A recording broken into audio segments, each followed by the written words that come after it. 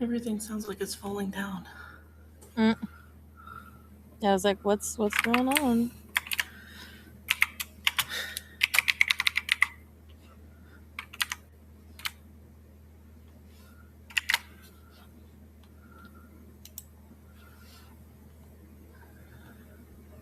Gotta post on the... Do you want to put it on Discord? Yeah.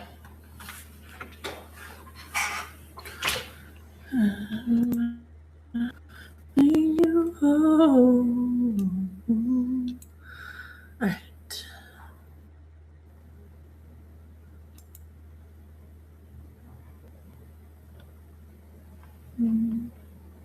That's that. Events.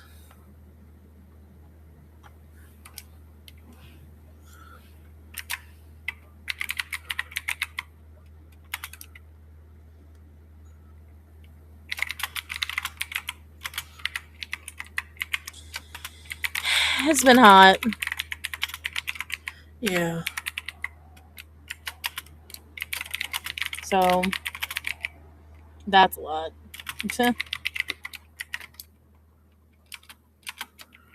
Yeah. I think I bruised my diaphragm. You what?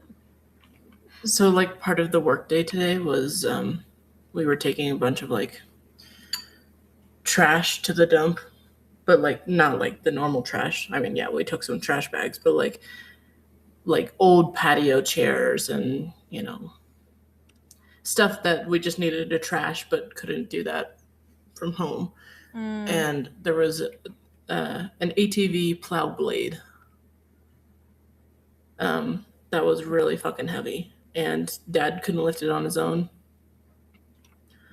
and so he asked me to help with that. And to be fair, it was fucking heavy. But so then we were taking around, we had to walk it behind the bin for like the metal stuff. We had to take it to the back rather than going up the stairs because there was no room to put it if we went up the stairs. And he's like, okay, like, here, take one of my gloves. Because I didn't bring my gloves because he told me that I would be helping with the recycling part of it, the recycling and trash bags, rather than the heavy lifting stuff he was going to do. So he said I didn't need my gloves, so I didn't bring my gloves. It turns out I needed my gloves. And he told me, here, you can have one of my gloves. So we each had a glove each. And then he's like, okay, so you're going to lift this here. And I'm going to, like, try and, because, you know, it's a tall thing. And he's taller than me. And so he's like, I'm going to lift it up and get this one edge up on the lip. And then we're going to lift the end together and push it in. And he's like, oh, but then, like, for just a split second, you're going to be carrying the full weight of it. And between worlds. Sorry, I'm just posting. I'm listening. No, me too. I'm putting this in the Discord. I stopped mid. It's hard to multitask Very much so. when you're trying to talk and then, like, say something. Right. Right. Yes, send now. But yeah, so, like, we started it, and to be fair, is fucking heavy, but we managed to lift it up, and he kept, like, trying to, like, lift it up and lift it up. And at one point I was bearing, like, the full weight of it, but because my hands were on the side of it, like, I basically then had to use, like, my front, my, like, chest and my stomach to bear the weight of it so that he could then push it up higher. And I was just like, you know, I think I whimpered because it hurt. It really fucking hurt. Damn. And then, like, then he started pushing it up too, and he's like, up, up, up, up, up. And I'm like, literally, it's tall enough that my arms are, like, fully extended with it above my head. And, you know, I'm like, my arms are shaking a little bit, maybe because I haven't been working out, so my arms are weaker. But, like, I was still, like, lifting it up. And I closed my eyes because there was a bunch of dust on it, and dust and spiders and cobwebs and blech, like mulch, basically. Like, I don't mind dirt, but mulch, ugh. And I'm like, I'm closing my eyes because it's falling on me and my hair, on my chest and my face, and I'm just like, tell me when to let go. And he's like, you can let go. I, like, stepped back, and, like, clouds of dust came out of my hair. And then he's like, here, we're gonna push, come help me. And I'm like, I've literally done it. And I'm like, my abdomen hurts now, but okay, fine. And I've like put my hands back up and he's like, all right, 3, 2, 1. And I'm already like pushing. I'm like, I want to be done with it. Yeah, just fuck the 1, 2, 3. Just No, like just push. Mm-hmm. There is no 1, 2, 3, just push. Anyway, and then after like we were done with that, well, done with most of that, I like just stopped like helping with the rest of the metal stuff because at that point I was like doubled over, like holding my stomach because, you know, like my diaphragm, right under my diaphragm just feels like it's terribly bruised and I just felt suddenly very nauseous. Mm-hmm. And it I mean, Dad was just like, come on, let's go, let's go. To be fair, the dump was like the busiest I've ever seen it in all of my 19, almost 20 years of living here in the mountains. That is the busiest I've seen that. We call it the green boxes, like recycling trash, hard to get rid of kind of things. Mm-hmm. And there were like so many different trucks and everyone was there and it was closing in like 15 minutes. And it's like, but like we've been there at closing time before and it's never been that busy before. And so then everyone was like getting annoyed and yelling at each other. And then Dad didn't know where to fucking park because he's never actually taken the shit there before. That sounds like a great time. That was just the end of the workday. Fuck no. No, I'm good. I mean, dude, moving out's hard. Like, yeah, it's very hard. Yeah. So I've got my mac and cheese with my pulled pork. Hot roast. I ate earlier, so Yeah. I'm gonna be just vibing right now. Maybe I'll get like something like a little snacky or something, but yeah, welcome in everybody. You're just chatting up away. We're letting people come in. I know. Well, to be fair, we were supposed to do this on Tuesday, and we're doing it now because. Well, only Wednesday. We were doing it on Wednesday. It's only one day late. No, we were gonna do it Tuesday. I thought. We were recording on Tuesday. Oh, okay. Everything. Yeah, okay. And then it turns out we've done everything today. Not Tuesday and Wednesday, 2 different days. Just everything Thursday. Well, we tried to do it yesterday. We tried. I was too sleepy. But yeah, like we've gotten everything done. I'm gonna basically after we do this put out an Instagram reel, not a reel, but a story about it's just my job. It's been my job has been pretty good since like the last live stream we had. It's just sometimes like they needed my help and it was on a day where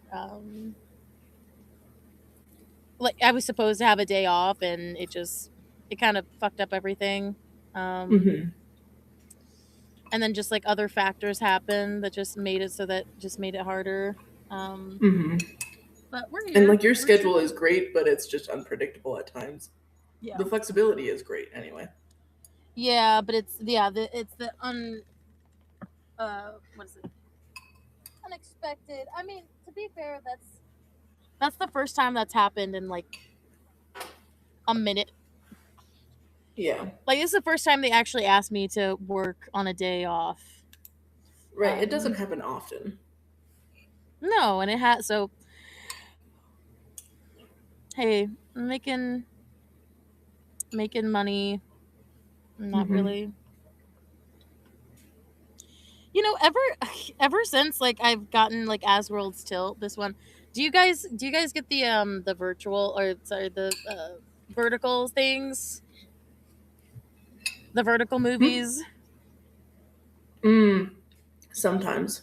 You mean like on like YouTube Shorts and shit? Yeah. Yeah. Or sometimes. Where it's like, oh, if you buy this app, like you can watch this movie, AI movie for free or something. Bro, it was literally this one keeps popping up in my fucking basically it's a snake that like they have to pick a familiar. And she was supposed to have like the really strong dragon character. Because they're both like she's like a powerful witch or something, but then she ended up bonding with picking the weakest animal. But he actually can turn into a human. And of course he Spicy. I don't know what it is about snake eyes, but like I just yeah. It can be hot a little bit. Embodying Rose there. Yes. Very. And I'm like just gonna it's check.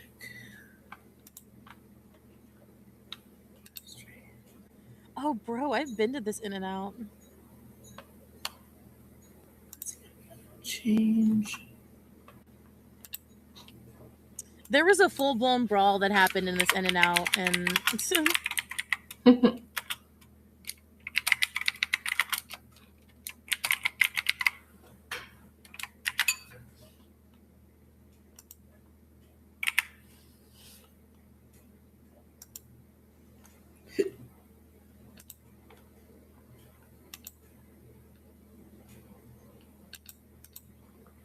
Let's see.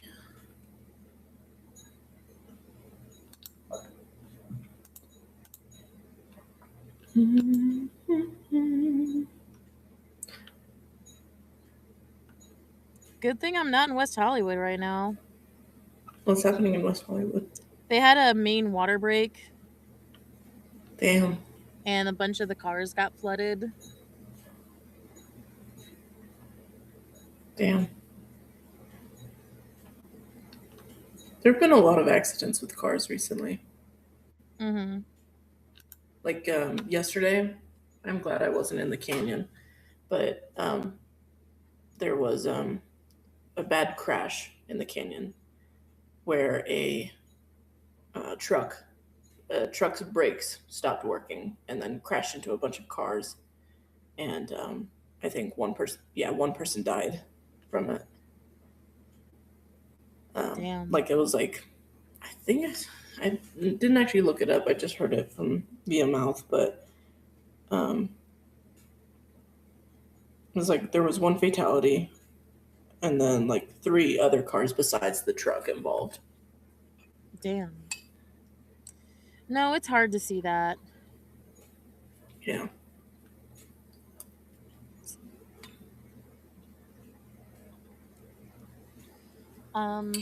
I mean, well, I guess we might as well get started. Mm-hmm. It's 15 minutes past, so hi everyone. We're so happy to be back. It's been a little bit trying to get back on a good recording schedule. Mm-hmm. With my change. I mean, we've been doing it. It's just it's been a little bit rough. A little hectic. Yeah. But things are getting back to a sort of normal. So I guess like let's check in. I mean, I know this was gonna be like story time. Oh, yes. Although you gotta wait yes. till Creed's here. I need story. to wait for the strip story, but let me see. I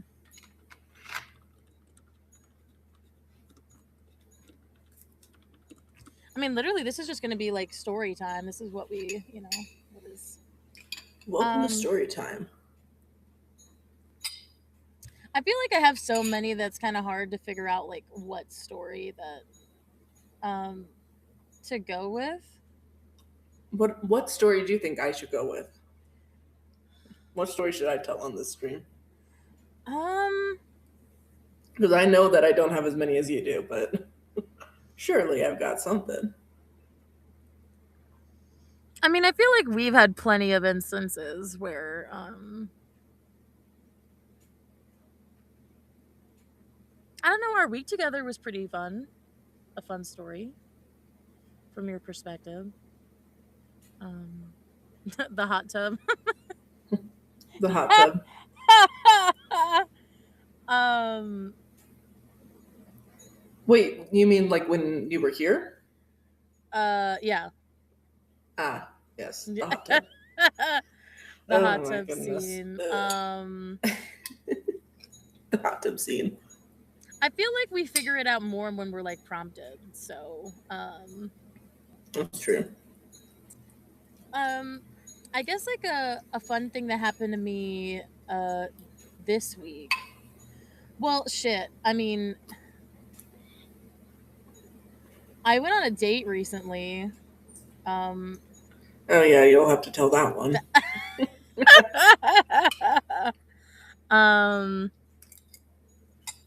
That didn't end up going too well. He thought he did. Right. Let's see. What about a high school thing? What about a high school story?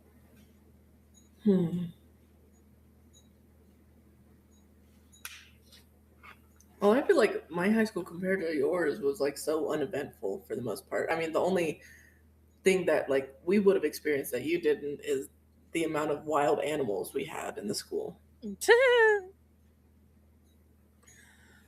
All right. Okay. What's like one thing that you really did like about like my high school story that you wanted me to talk about?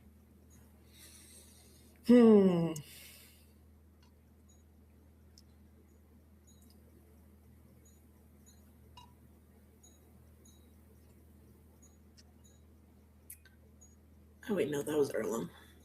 I mean, I guess it could be Earlham too, but I guess we're starting with high school. Yeah, I was just gonna say the banana story. That was Earlham. That one's pretty fun. And the funny thing is, you weren't even there yet. I wasn't. That's just a story I've heard multiple times. Because everyone fucking thought it was hilarious, and I really didn't. Oh, shit. What was that? On your phone. I feel like my high school experience, especially because we're talking about it so much in Throne of Glass in the Assassin's Blade right now, that it's like I'm just having like flashbacks to so many different moments. I remember making a kid like literally run away from me when I asked him out.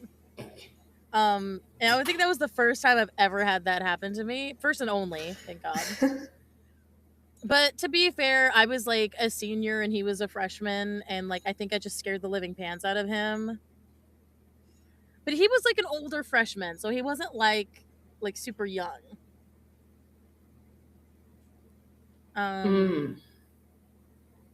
So, oh my God. So I think something we talked about before was like about our band orchestra experience. So when we went to, it was like one of the first things that ever happened to us. Like we went to Disney World, and it was when I was 14. So a lot of us were like young people. Like a lot of us were like freshmen. And we got to go on the Florida trip back when it was only $780 to go to fucking Florida. I know, which is like nothing now, right? Like people would kill for that to be the price. For Disney World for a week. And we had to play, and so it was fun. But I think what threw me off was I don't think Irene went. Did Irene go? No, she didn't. Okay. I love my friend, but like she was like very adverse to going even for a week away from home. I mean, she's better than she was now, like, or she's better now, but like I feel like it was so she long stayed ago. At home. Yeah, when she could have had fun in Disney World with us, and I was like, what the fuck? Like I think like the craziest thing that happened was the fact that there was like literal like hand jobs and blow jobs in the back of the bus. That like, because one of my friends, Kendra, at the time like went back and she goes, oh my God, because it was like super late, because obviously we were driving in a bus there, so it took over 24 hours. Right. With all the stops and stuff, of course. And literally at some point, like I just look back and I look through the aisles and I just see in the back, because there was like a light shining on him too, and I didn't see the dick, because I just was like, I think I was just out of the wrong angle. I didn't want to. God, that was fucking Adam Langrebe. I didn't want to see his dick at all. Saxophone. Yeah, we're kind of adverse to saxophones, even though they're kind of sexy. They're like treble. They're either super overinflated self of importance, or like they can be hot and sexy. Sorry, I hate to do this. Gotta go talk to Oscar real quick. He just got home. Give me 5 minutes. Okay, for why? She's leaving me, guys. But yeah, I don't know. I think I was just such a sheltered kid that I didn't really know how to respond to that. Like now, someone giving like a blowjob or a hand job in the middle of, well, okay, in a public place, all right, whatever. But like I feel like it was more kind of like a moment back then, but now it's like not anymore. So I don't know. It was definitely interesting. Um, but yeah, I hope everyone had a good week so far. You know, it's been hot around the country. You know, please make sure to drink your water, make sure you're in air. Like we're sitting in air right now, so just be careful when you're out and about, you know. Um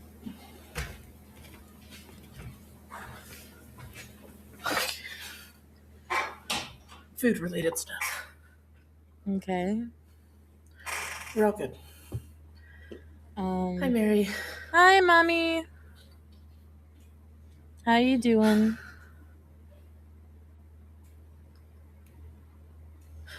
It's good to see you. Water's a good idea.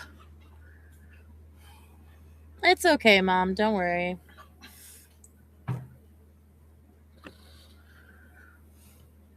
You're here anyway.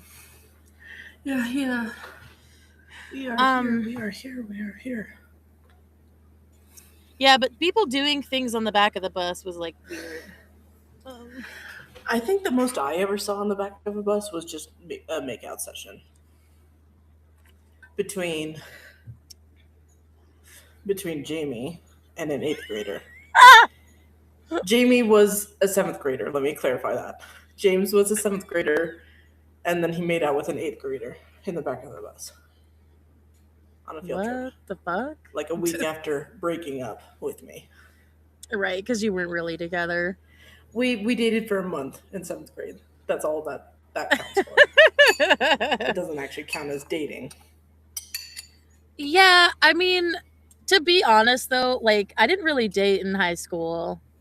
It was like one relationship I had, and my parents will remember this, but they he told me that he took me on a pity date to the dance, even though I thought he like actually liked me, and then we went to the Steak and Shake afterward, and it was my dad, my mom, and my grandma just sitting across from him at the dance. Well, they drove. They drove me because that was like the when I was younger and didn't have a car. Oh, yet. that's right. You went to the place before the dance. Yes. I remember that now, or that you've said that now. Mm-hmm. No, I was there, sitting behind you guys. I think what was really fun about the dances was that what is it's okay, Mama. Literally, when I found okay, so long story short, basically he ended up cheating on me, but it wasn't like a real enough relationship, but it felt real at the time. And so he keeps me after school, and he's like, yeah, I don't really want to do this anymore. And we've been together for like 2 weeks. It wasn't even that long. And he was like, so he ended up getting with like a veterinarian, and so apparently he was like actually dating her the whole time we were together, even though like when we went to the mall, he was like, I asked him like what we were and like to communicate what kind of relationship we were in, and then he's like, yeah, I guess we're boyfriend girlfriend. And then like every time I would try to sit with him and his friends at lunch, I'd just be like, oh, I am Tristan's girlfriend, and then like they'd be like, to no, you're not, like we girlfriend. Like he would stop me before I said girlfriend, and he'd just be like, "Oh yeah, she's my friend." Oof. And I should have known that it was like bad then. But I just thought maybe he was like, I don't know, trying to keep it secret, or I don't know, because I was He was younger. shy. Seeing the best of people when you really shouldn't. Mm-hmm. Literally, when I went out in tears to my mom in her van, I think like she literally was waiting for him because she wanted to fucking run him over. Um, I agree, Mary. You should have. my mom's a very protective woman, and I appreciate her very much. Almost to like the I'll kill a man. Fuck I'll around and kill find him. out. I almost did. I mean, yeah, you did. And then yeah, I didn't really date in high school, so like I think we were both in the same boat there. In the 3 relationships I've had in my life happened in high school. Well, no, we're not going to count the Jamie one. Yeah, don't. And that was one. middle school anyway. I had 2 girlfriends in high school, not at the same time. What, you'd be balling, dude. Yeah. And the first one, I wasn't that into it, but I'm like, she was interested in me, but like the way she asked me out was on a video game. That was, I guess it was like an online video game that's similar to Club Penguin, in the sense of like, you can chat with people on there. And it wasn't Animal Jam, was it? I don't know if any of you guys know Animal Jam. That was don't. like all the rage in our middle school, high school was Animal Jam.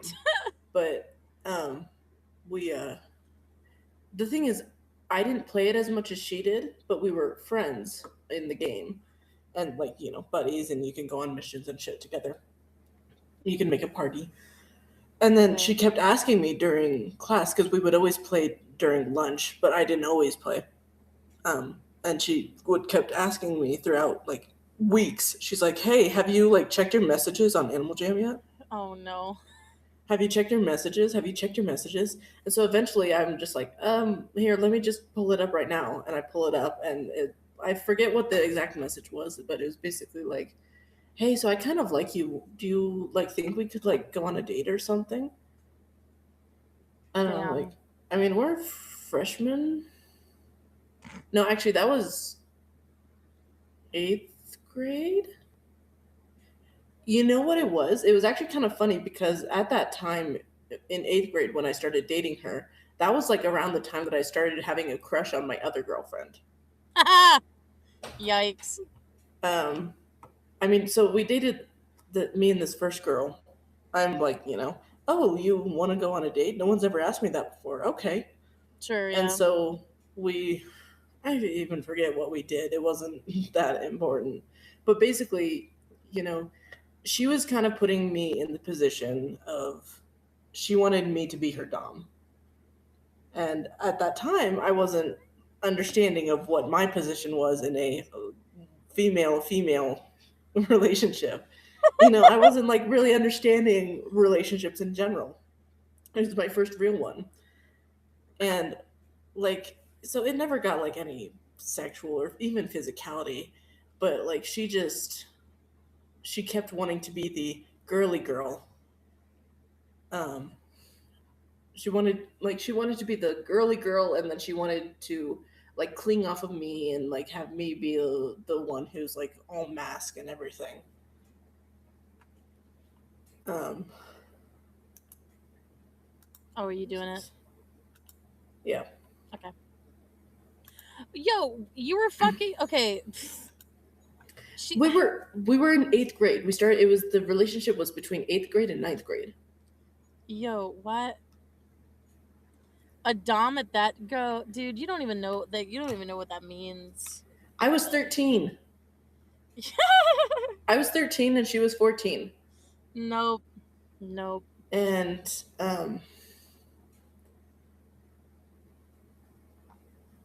it was just like an AI spam bot thing. Oh yeah, Mom. Sometimes that happens on Twitch. Don't worry about it. Wait, hold on, Mom. Can I ask you something real quick? When did you tell him off? You did that? Am I just not remembering? When did you do that? when did At the mall. you to- Is that before you threatened to run him over? Was this after that? Did you see him at the mall at some point? Yo, well, you probably told me about this, but wait, I'm fucking baffled. What did you say to him? This is totally her, by the way. She'd totally do this. Yes. Where did you get that from her? Where did you see him in the mall, and what did you say to him? Those are my 2 questions. I totally forgot. Hi, Daddy. It's nice to see you, Daddy. Talking about how Mary told Tristan off after the date at the mall with Tabby. Or the fact that he told someone through my friend that he pitied me instead of like saying it to me. Yeah. You told him how did he respond? Like, did he respond to you at all? Like, now I'm curious. Because we weren't together. I was not there. Because that was the same guy that in the next when I had like my senior show, he like tried to come up to me and give me a big old hug with his new girlfriend standing right there, and I pushed him off me. I walked up to him. Dad was with me.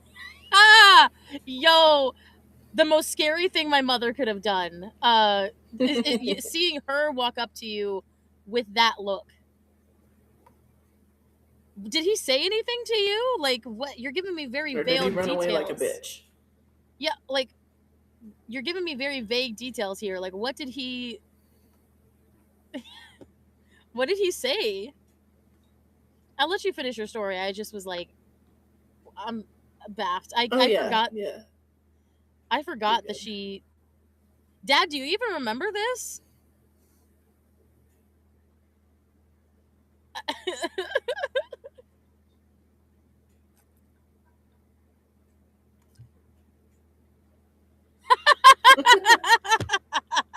Sounds about right. She says, I didn't give him a chance to say anything. Yikes. I want to know, Dad, do you remember that? Did you remember this moment? Oh my God. No, of course Dad would not remember that moment. Of course not. I think Mom just saw how upset I was because I was like definitely in a lot of tears when I walked out for her to pick me up. And yeah, it was bad. Anyway, so continue about you. So then you had the other girlfriend. Yeah, so After the other trying to get you to Dom. right, which I mean that one ended. We went to go see Avengers Infinity War. That was about maybe a couple weeks before our 1 year anniversary. We went to go see that, and she was like standing. We were standing in the line about to go into the theater, and she's like, I was like, she was quieter, so I knew something was off. I didn't know what, but I knew something was off. And she's like, and so I asked, "Hey, are you okay?" And she said, like, well, so like, how like I'm moving schools, and like, I'm not gonna be up at net anymore. And she's like, dancing around it, and I just like look at her, like level a look at her, and I'm just like, we're breaking up, aren't we?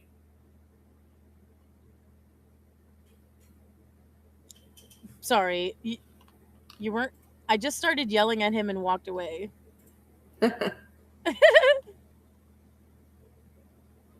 Yeah, that's rough. Also, just such a weird way to do it too. Like, it doesn't make any. Whatever. Nuh-uh. You weren't with us, and we were out shopping, and I saw him. Yeah, no, I see what she's saying. Got it. I understand now. Oh, but yeah, so like I asked her like, we're breaking up, aren't we? And she's like, yeah, just like I don't think like we can really continue it very well with me being at, down the hill and, at a different school. But I think we should still sit next to each other in the movie. And then so we sat next to each other, and I think my parents were there too because they wanted to watch Infinity War. But they weren't like part of the date. Good. Um, That'd be weird. but like they were sitting a couple rows away. But it was like we sat down and watched Infinity War. The thing was, she sat next to me, and just like she did at every single movie date, she would like lay her head on my shoulder and like hug my arm, and like just basically like, I mean, if the armrest was able to lift up, I swear she would be in my lap. Oh, And fair. strange experience. Mama bear with her cub. Yeah, mom's literally just not even a bear. She's a tiger at this point. Yes, she's a tiger bear. Tiger bear. Tiger bear. Yeah, no, this sounds weird, but anyway, continue. It's very strange. She like was like clinging on to me throughout the entire movie, and then of course like I was already just feeling sad. Like I didn't know how to be like, no, like you just said we're breaking up. Why are you like clinging to me like this? Yeah, dude, I would have And, left. Like, I mean, the reason I didn't because it was Marvel, but like, I know it's just. but then like spoilers if you haven't seen Infinity War, Spider-Man dying at the end. Like, Spider-Man is my favorite Marvel character. Mm-hmm. And just watching him turn to dust at the end of that, while the entire movie, my mind was also thinking, oh my God, my relationship just ended. Yeah. But at the same time, my now new ex is like clinging on to me. But it was like, and then at the end, she's like, so like, let's keep in touch and maybe we can watch a movie again. I'm like, you don't understand what breakup means, do you? Yikes. I mean, I didn't really have feelings for her. It was just very awkward. Yeah, it's like still wanting to be friends, but then like. But like clearly, her definition of friends was also very touchy handsy. It doesn't I make any was sense. way more upset about Spider-Man. Dude, like I actually like cried at that, and like she just like she snuggled closer. She's like, "Why are you crying?" Yeah, I cried harder at Kingdom of Ash than my last relationship. Put that on a t-shirt. Yeah, that's true. Mr. Stark, I don't feel so good. Yeah, especially Tom Holland. Like it just he's my favorite Spider-Man. And then Robert Downey Jr.'s like reaction. Their relationship, their father-son relationship / mentor first, but father-son build-up relationship and the whole Supreme family vibe going on there is like one of my favorite relationships in the Marvel Cinematic Universe.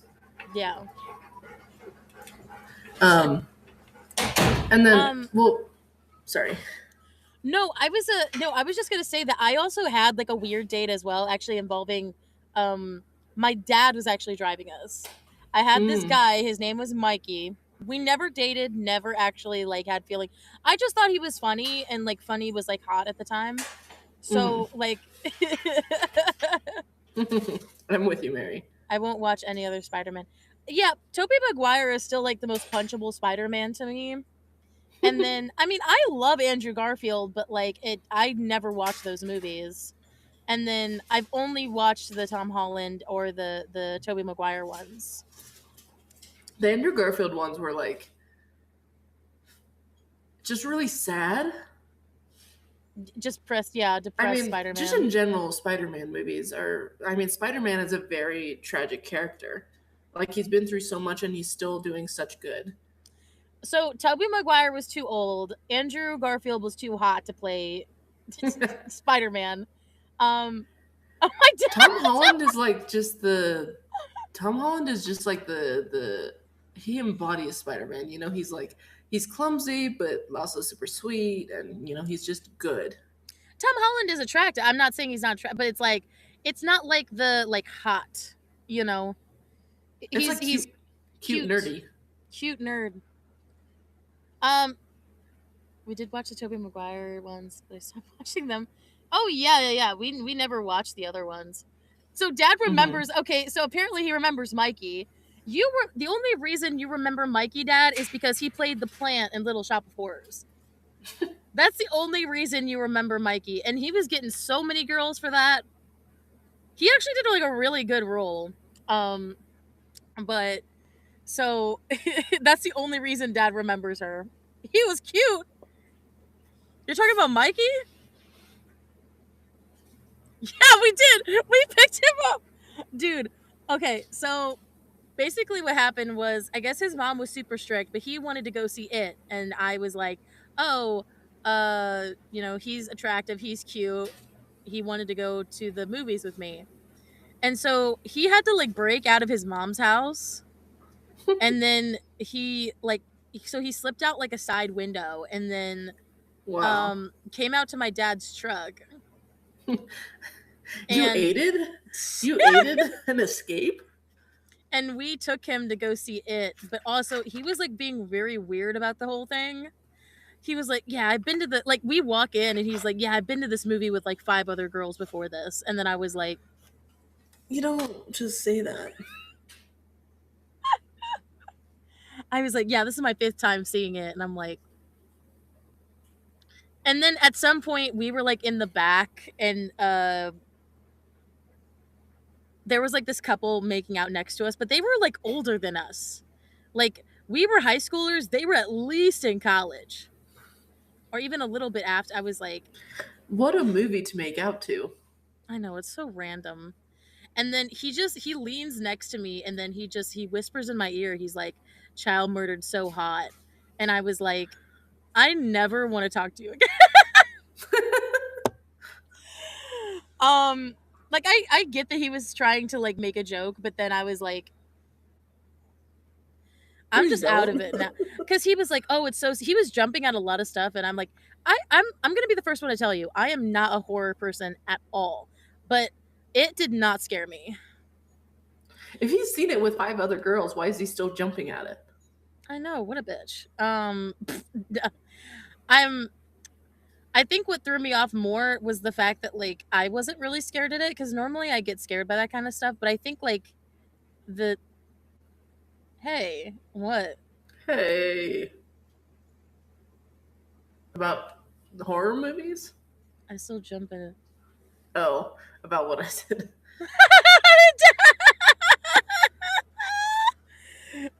You said he might have been high? I don't know if he had enough money to get drugs. You probably found them in the trash, which means they were bad. Dad, I think just Dad thought everyone was high in my that was I wouldn't be surprised. That was the explanation for everything. No, Mom, here's the thing. Like, you jumping at that one time in Harry Potter is fine. I think it was What's the the fact moment you still jump at? that it's the snake scene where the snake pops out Oh. in the Deathly Hallows. I know exactly. And the hand. Yeah, I was going to say it's 2. The Hand of Glory, the snake. And she jumps at some yeah. I know my mother so well. The hand though is kind of crazy. I still jump at that too, even though you know it's coming. Which one was the Hand of Glory? Was that in the that one shop? Yeah, it was in the second movie. Okay, Diagon Alley. that's fair. I do jump at that one. Cause it's loud. And then it's just like Yeah. yeah, no, Mikey was just like, he was nice, but then also just like that moment was not like very appealing for him. Say, oh no. But yeah, so then I feel like college was a little bit different in terms of dating. Can I tell my story about my second girlfriend? Oh, yeah. How that happened? Yeah. It's less weird. That one was more normal. Mm-hmm. The most of what I want to say about it is just that I didn't realize the overlapping between it. Like I had already started to have the crush on my second girlfriend Mm, when I was dating the first. mm, But I didn't realize it was a crush necessarily until um, one of our choir concerts. Because like I think I kind of started having a crush on her in 7th grade. mm. She was in 8th grade, so she was a year above me. And then in 8th grade, I was in 8th grade, and she was a freshman in high school. Our school did a trip to Washington D.C., and it was the 8th graders and the 9th graders that went. Mm. Which is odd combo, but whatever.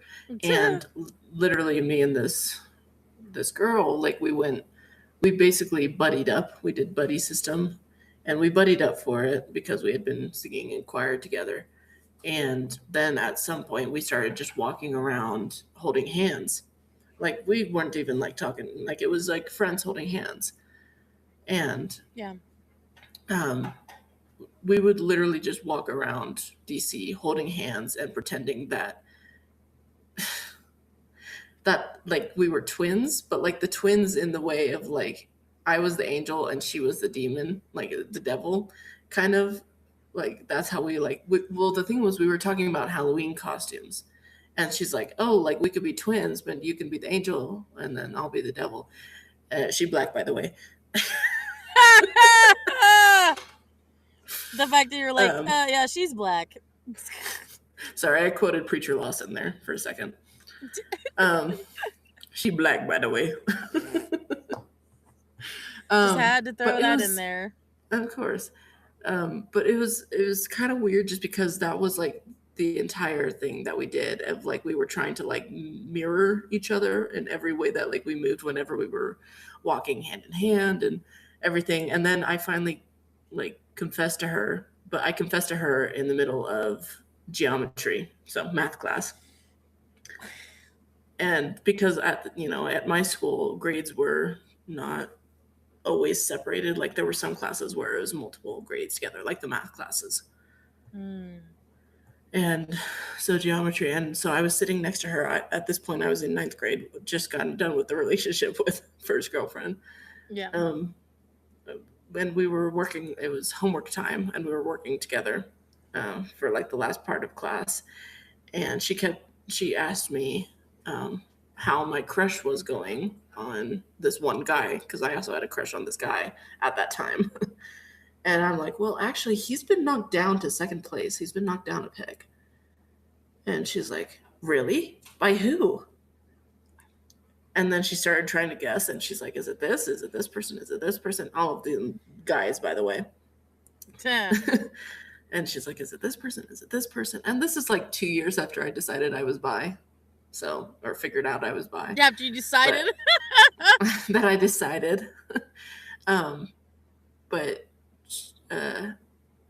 like she just kept guessing, and she's like, I give up. Who is it? And I'm like, I was playing coy unintentionally because I didn't know how to say it directly to her. I didn't know how to confess. And so she's like, here, what if I guess like features? Is it a guy? Which would narrow it down. It did. I'm like, no. And it's like, so it's a girl. I'm like, yep. She's like, oh, you swing that way. Okay. And I'm like, yes. And so she's like, is she, and then is she a senior? Is her first guess. And I'm like, I'm a freshman. No, not a senior. No. She goes down until it's like, yes, 10th grade. It's like, is she pretty? I'm like, that's subjective, yes. I mean, I am, yes, attracted to her. I agree. I think so. And like she just kept like 20 questions until she's like finally like, is she tall? I'm like, yes. Is she into music? Is she in choir? I'm like, yes. It's like Akinator. It's like the Akinator of like getting so close that the answer is there. And then she like just looked at me for a second, looked back at her homework, answered her next one, and I'm like, oh shit, did I just mess this up? And then she looked back and she was like, is it me? And I said, yes. And she's like, oh, cool. And I'm like, okay, like, so, like, if you wanted to, like, maybe think about it. She didn't answer me for 6 fucking months. Until like we were still like friends during that time, but she didn't give me an answer for 6 fucking months until I was doing one of my dog walking gigs. That's when I started my dog sitting business. And like I asked her to come over and see if she wanted to like sleep over. And so then we were like walking along and walking this dog, and I'm like, "So, have you thought about like what I said last time?" And she's like, "What'd you say?" Huh? I'm like, when we were in math class and I said that, he had been knocked down a peg. And she's like, oh, that. Um, I'm like, maybe we could just try it. And if you don't like it, then we can end it. And like, I was like desperate because, I like genuinely loved her. Yeah. Like, I guess in our definition of what we were recording this morning, I wasn't in love with her, but I loved her. Yeah. And I kept like begging, and she's like, I guess we could give it a try. That should have been. Like, that should have been my clue. Of course, I had no idea that was like the thing that was like, no, she's not interested. We lasted for almost a year. She broke up with me the like 5 days before our anniversary. It's always that. Well, of course. It's something that I also had to learn too, even when like I mean, unfortunately that happened to you, but as my parents, it was like all of the things. It was all of the wrong things, like with the fact that she didn't seem so interested when I was asking. I had to ask a second time 6 months later. It's like, and she had already forgotten the conversation. And then all the way to the end where I found like we took a break because she wanted to work on her mental health, and then turns out she had been cheating, which I found out through a mutual friend. And it's like, okay, so all of these were just signs that this was not going to work out.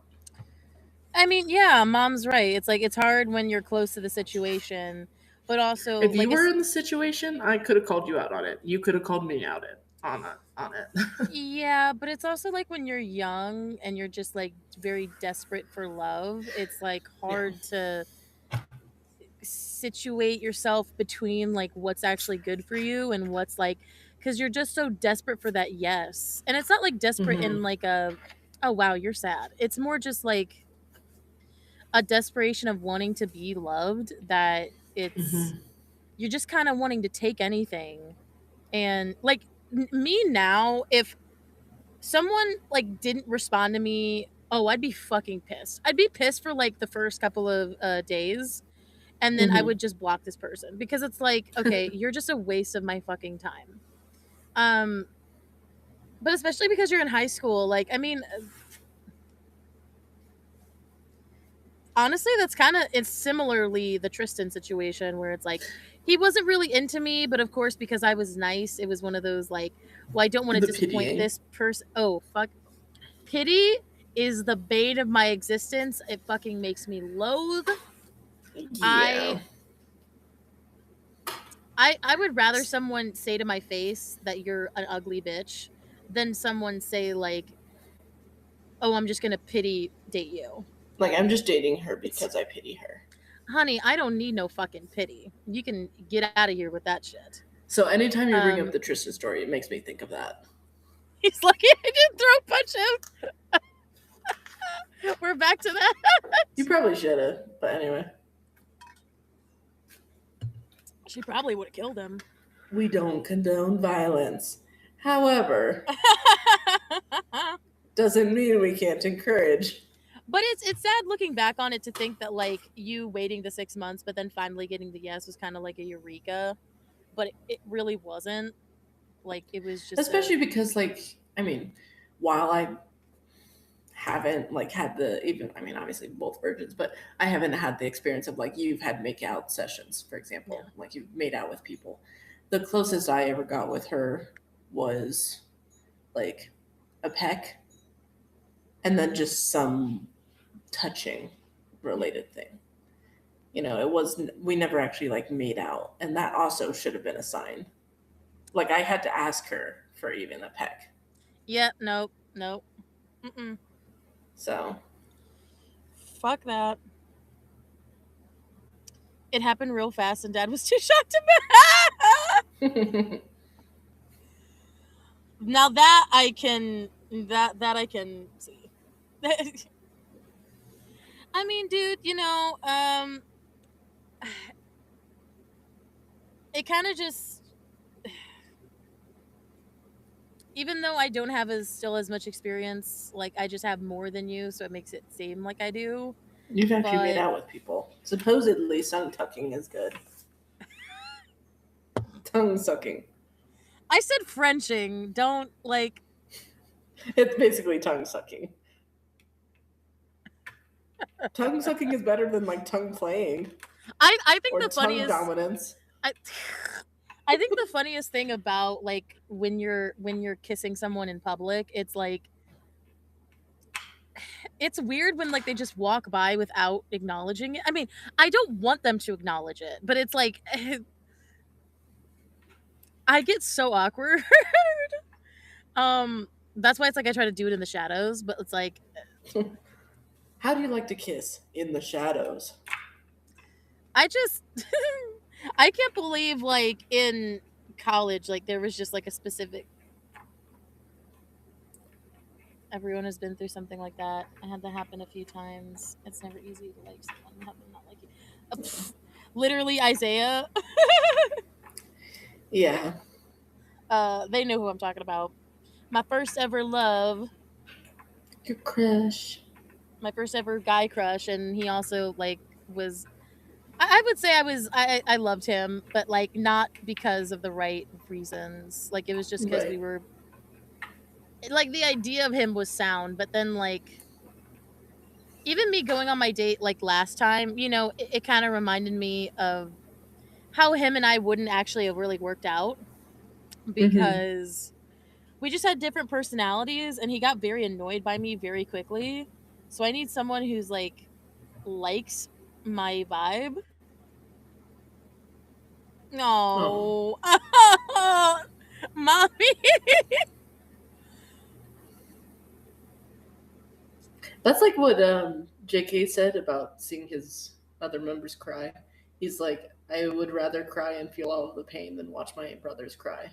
Oh, yeah, for sure. I definitely have felt that too. That's so sweet, Mommy. That's why I don't tell her these things. Sometimes I don't tell her these things. But I mean, at least I haven't been in any sort of like abusive situations. It's literally just been dumbass men. That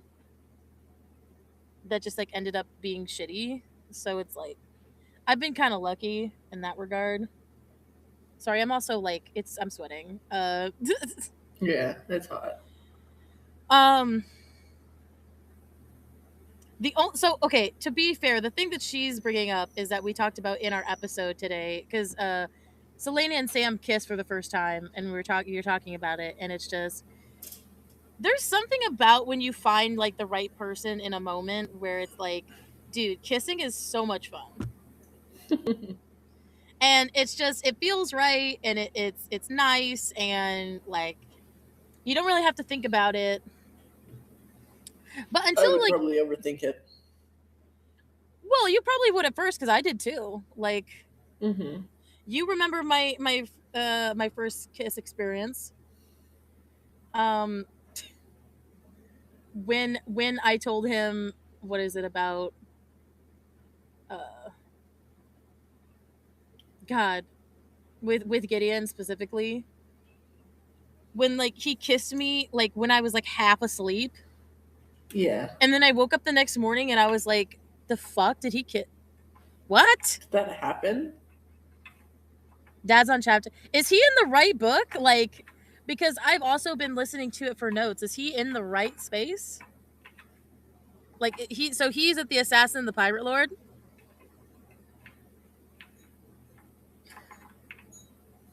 I'm just also, making sure. I'm gonna set it up for him. Also, like, just randomly, because we were recording this morning, I was like, for some reason, anytime you talk about Elizabeth Evans, like that name is like, ding, ding, ding, in my head, and obviously, like for some reason, it only just now clicked that my choir director, her full name is Elizabeth Evans. Really? Yeah, It's she definitely- always goes by Liz, so it's like been Liz Evans. And we've always called her Evans or Miss Evans, but her full name is Elizabeth Evans. She's not blonde, right? She is. But she's pretty sure she's not a voice actor. I mean, could you imagine if she was just in the shadows as a... She's been living in Ned for the past 40 years. I mean, who the fuck, you know? Or teaching at Ned for the past 40 years. I definitely don't think this is her. It's definitely not. Like, I don't think she's I'm just gonna show you a picture. Okay. Oh, I also, funny enough, I thought I heard John Vertulo on a fucking Gemini ad. I swear to God, I heard him. Characters. Which ad? He knows the characters. No. I'm just trying to make sure that he's in the right book, because I know when we were doing stuff before, anytime I would listen to a book, it would catch up to where I was, and then it wouldn't start him at the right place, and he'd have to go back and forth. So, like, just make sure he's in the Assassin and the Pirate. I know you're probably sick of me, but like, he's at the Assassin and the Pirate Lord, Rolf, Sam, Arabin, Selena, but just make sure that's where he's at, because I know sometimes it can get wonky when we're trying to listen to it at the same time. I'm sending you a picture of Elizabeth Evans. I mean, obviously I know it's not her, but I'm just showing you this picture. Yeah, no. Damn. No, I was saying that I heard John Vertulo. I restarted. So did he start at the wrong place? Or you just did that just now?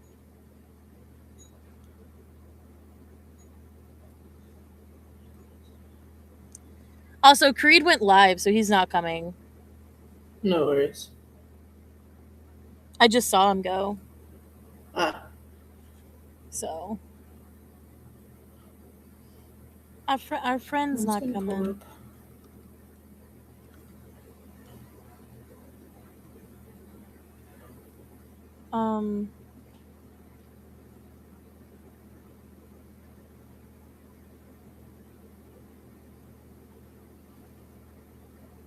Okay.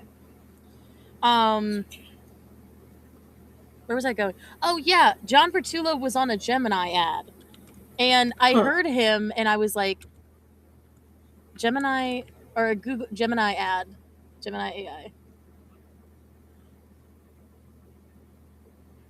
No, I'm totally looking up his shit again, because I want to see where this is. Yeah, let me send you a picture of my Elizabeth Evans. Because he hasn't done a commercial for a long time. So when I saw that he did like a Babe's a nonfiction?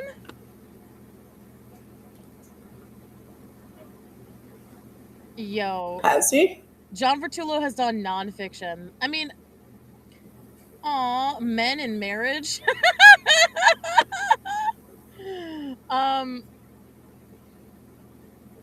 I never did like politics. The New Marriage Clinic. Finance Essentials. I mean, fuck.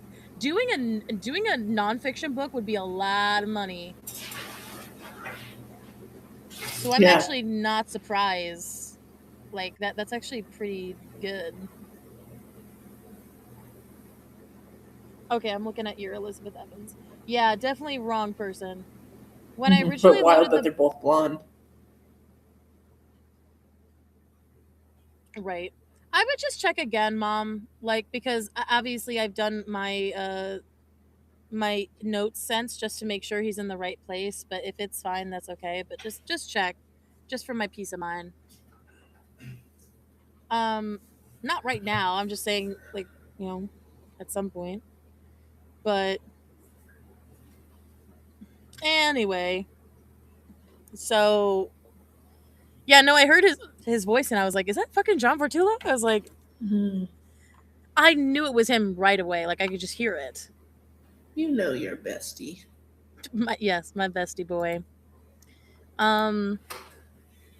Yeah, their thing is coming up in Nashville at the end of the month, and some people reached out and asked me if I was still going, and I was like, clearly not. Yeah, that's not a thing. Clearly not. I'm not still going, even though I would love to meet Natalie in the person, and we'll meet Henry at some point. Mom, she wants to go and beat the fuck out of him.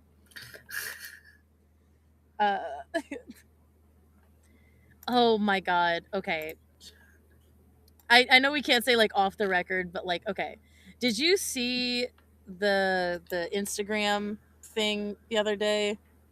No, you got blocked. Huh? You got blocked on Instagram, didn't you?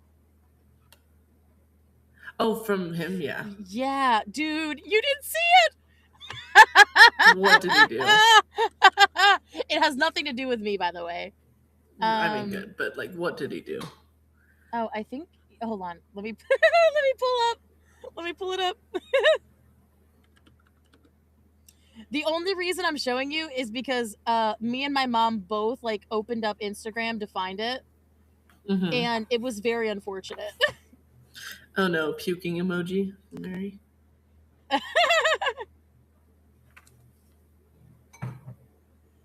Let's see.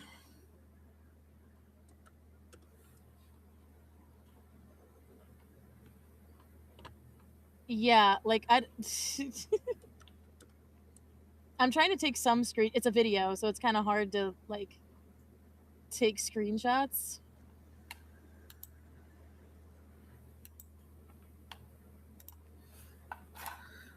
Where are you sending it? Dad is scarred.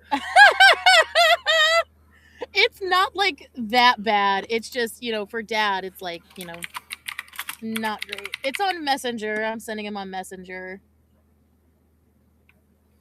Let's see. Oh no. Ew. Forgot to delete that message. I forgot to show you. I'm down deleting it. Unsend. That's all she needed to know.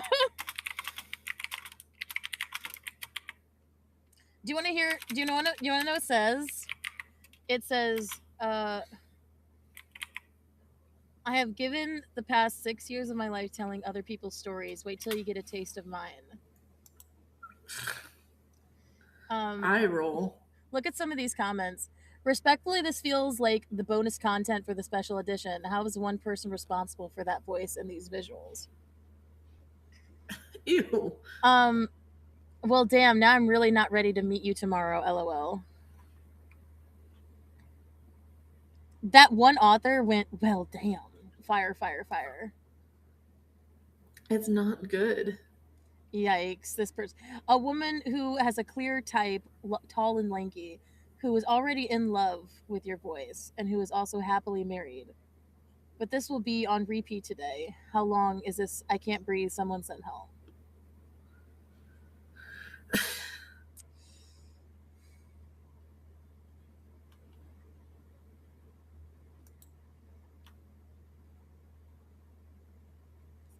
It's a long video. Insert comment here about it being a change for you to be hot and not your fans. Huh? Some of these don't make sense. No. I actually didn't read the comments, but I'm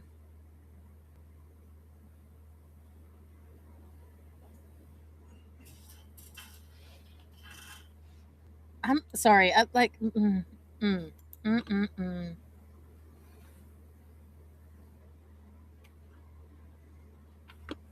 No. I'm good. Okay, so you're welcome. You're welcome for that.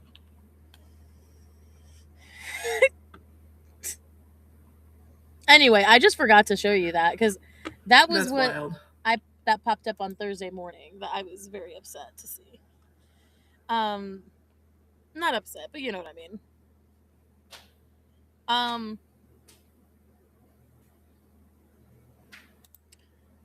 Honestly, oh,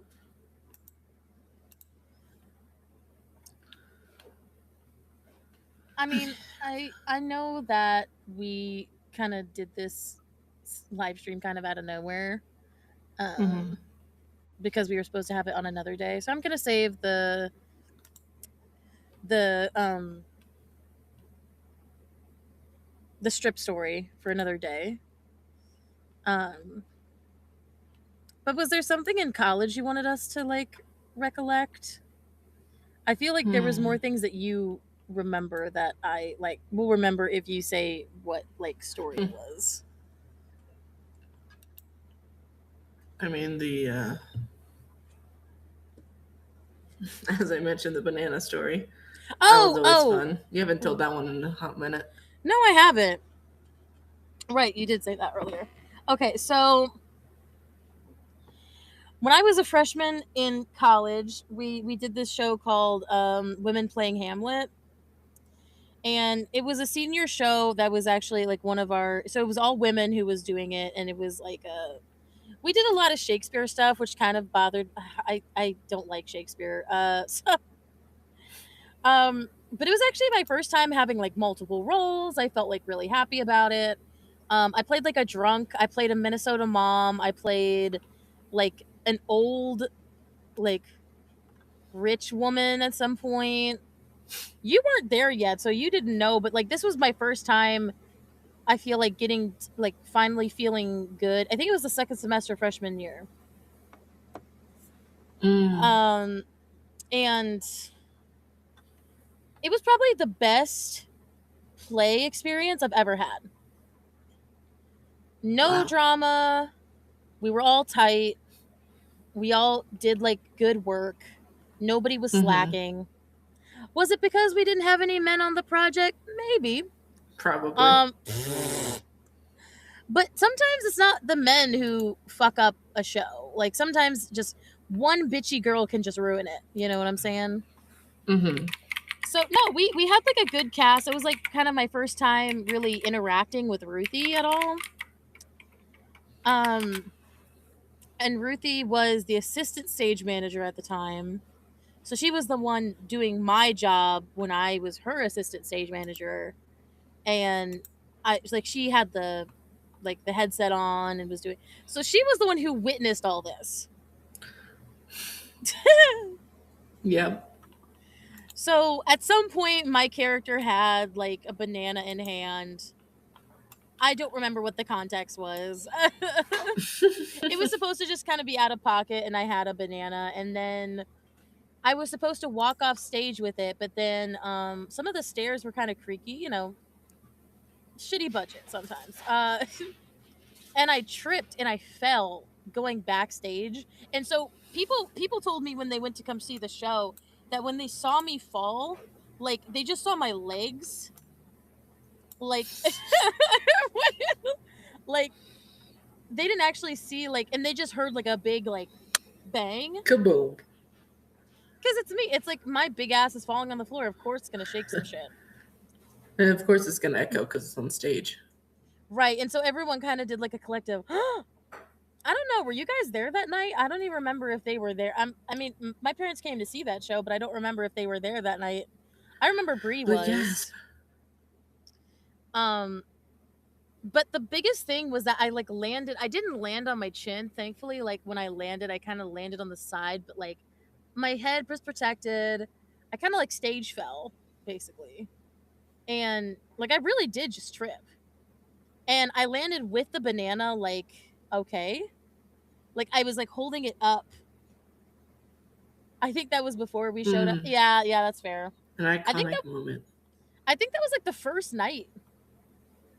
And I think that's what made it rough, was because like I was doing really good, and then like I'd never tripped on those stairs before, but then like I just did. And yeah, no. I tripped, and then I walked into the dressing room with the banana in hand, and I was like, it's okay. The banana's fine. And like all of them were like asking, like, are you okay? Blah blah blah. Like, and I was just like, no, I'm good. Banana is secure. So focused on the banana. And not like my own well being. Dude, whenever you talk about the banana story, I just always imagine like a rubber banana, like the banana that Jacksepticeye has, that he will sometimes just shake at the camera. Hey, it was a prop, dude. I was thinking to myself, if I crush this thing in my hands onto the floor, dude, we had like that was the one place that we had to like move. Like that would be like a hell to clean up. Yeah. And everyone needs to get through there. So I didn't want to be like an inconvenience to people. Yeah, no, my knee was messed up. I landed on my knee, yeah. And so Ruthie will like tell that story all the time to people, and I was like, I didn't think it was particularly funny. I mean, that's how I first heard the story. You get that honest? Are you trying to say You I were get that honest? from are you trying to say I get that from you? Your clumsiness? Because that's true. The following. Yeah. No, so like I didn't really think it was necessarily funny, but I just thought it was great because I was like, holy shit, like this made me fucking be iconic for so long. And see, here's the difference between high school and college, because I feel like weirdly enough I was very unpopular in high school. Not weird, that's not weird, but like even though I was very well known, like people, it's like I had like a complete tone shift from how people saw me in high school versus how they saw me in college. Because in high school, I was just like the goody two shoes girl that just was really smart but didn't do anything, like didn't go out and have fun and shit. And then in college, you were the goody two shoes that didn't go out and do shit, but was really into guys and really into. That wasn't what I was gonna say, but thanks. You're welcome. No, much more confident though. Or I was gonna say I actually feel like people thought I was more dumb in college than in. I got underestimated a lot. Wow. Because people thought because I was doing theater that I was just dumb as rocks, and it's like you can't get a real degree because you're doing theater. Honestly, even talking to people now, my theater degree has done more for my like for me getting a job out in the real world than my fucking political degree ever did. Because they see that you have a theater degree, they think that you can like do really good customer service, and then or that you can fake it. Or like, yeah, theater just in general is like projection and talking and stage presence. Personable, yes. So it's like I feel like, yeah, my theater degree actually did more for me than my fucking political one did, but all right. But no, it was that weird dichotomy that I couldn't really figure out until senior year. I was like, why does everyone think I'm dumb as rocks? Like, and then I ended up beating out everybody else in like grades. But we didn't have like valedictorians or whatever, but I still was at the top of my class for both the theater people and the political people. And I still could, and I was above Ruthie just because the fact that she had that really terrible chemistry class that she kept like failing. And it wasn't because of her. I think it was just like a terrible teacher. And you can't normally just learn from a book, you know what I'm saying? Right. But anyway, it was just I didn't really understand how to deal with that, because I'm like, okay, I've never been like the popular one, because then I think what changed in college though was I was very popular. All the professors really knew who I was, like the students knew who I was, I always bring up that moment when Giddy and I broke up, and then that random political girl from my intro to politics class came up and like told me, "What a dick," and I'm like, "Who the fuck are you? Are you? How did you like?" I didn't even remember her name. Like I remembered her face, but we'd had one conversation in all of like intro to like freshman year, and then like somehow she figured out about my breakup, and I was just like, how does everyone know about this? Like I don't really understand. Like I was not that popular. I was like, but like it in that way I kind of was because everyone knew who I was. I literally got, I think we weren't friends then, but junior year I got invited to one of like the biggest birthday bashes of the year, and I had no idea how. Mm. And it was because like his name was Keenan, and I remember I was like he God, was he at Spanish House? And like Spanish House was known for being like the most popular party house because we didn't have frats, we had friendship houses. Or theme houses. Yeah. And I somehow got on the list. It was literally a Zimbra list. Like I literally got it through email. Wow. And somehow he got this. He was just like, "Oh, well, Tabitha, yeah, let's go." And I was like, I had no idea who this motherfucker was, but he still invited me. He And knew I was who you were. like, because normally it was kind of, if you just walked by a party, you could walk in and it wasn't like an invitation, but this was actually like an invitation party. So I brought my roommate as a +1, and I was the only one who either didn't drink something or smoke because I wasn't 21 yet. Look at your two shoes part. Yeah. Everyone kept offering me weed, and I was like, yeah, no. Yeah, no, I actually want to get good grades at this place.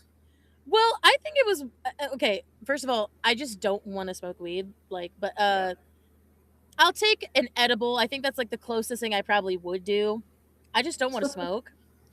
But here's the thing: like, people kept. You would take an edible on accident. Yeah. You'd be like, "Why does brownie taste weird?" Why are you saying "dude" for, Mom? What are you trying? Are you trying to say that I should smoke weed? Or that she? Are you judging because she said she'd take an edible? She has. Ah. She's fucking judging me because I didn't smoke. Or I didn't try it. Like, it was disgusting. All these fucking dudes with their mouths on this. I don't want your fucking, I don't want to smoke what your mouth has been on. I enjoyed my edible. I mean, here's the thing. Like, I think that's like probably the thing I would do. But I just don't want to ingest smoke. Also, I don't think I have enough in me to like be. You don't slobber on it. It's still like mouth on mouth though, or mouth on joint on mouth. That's how you get herpes. Dork.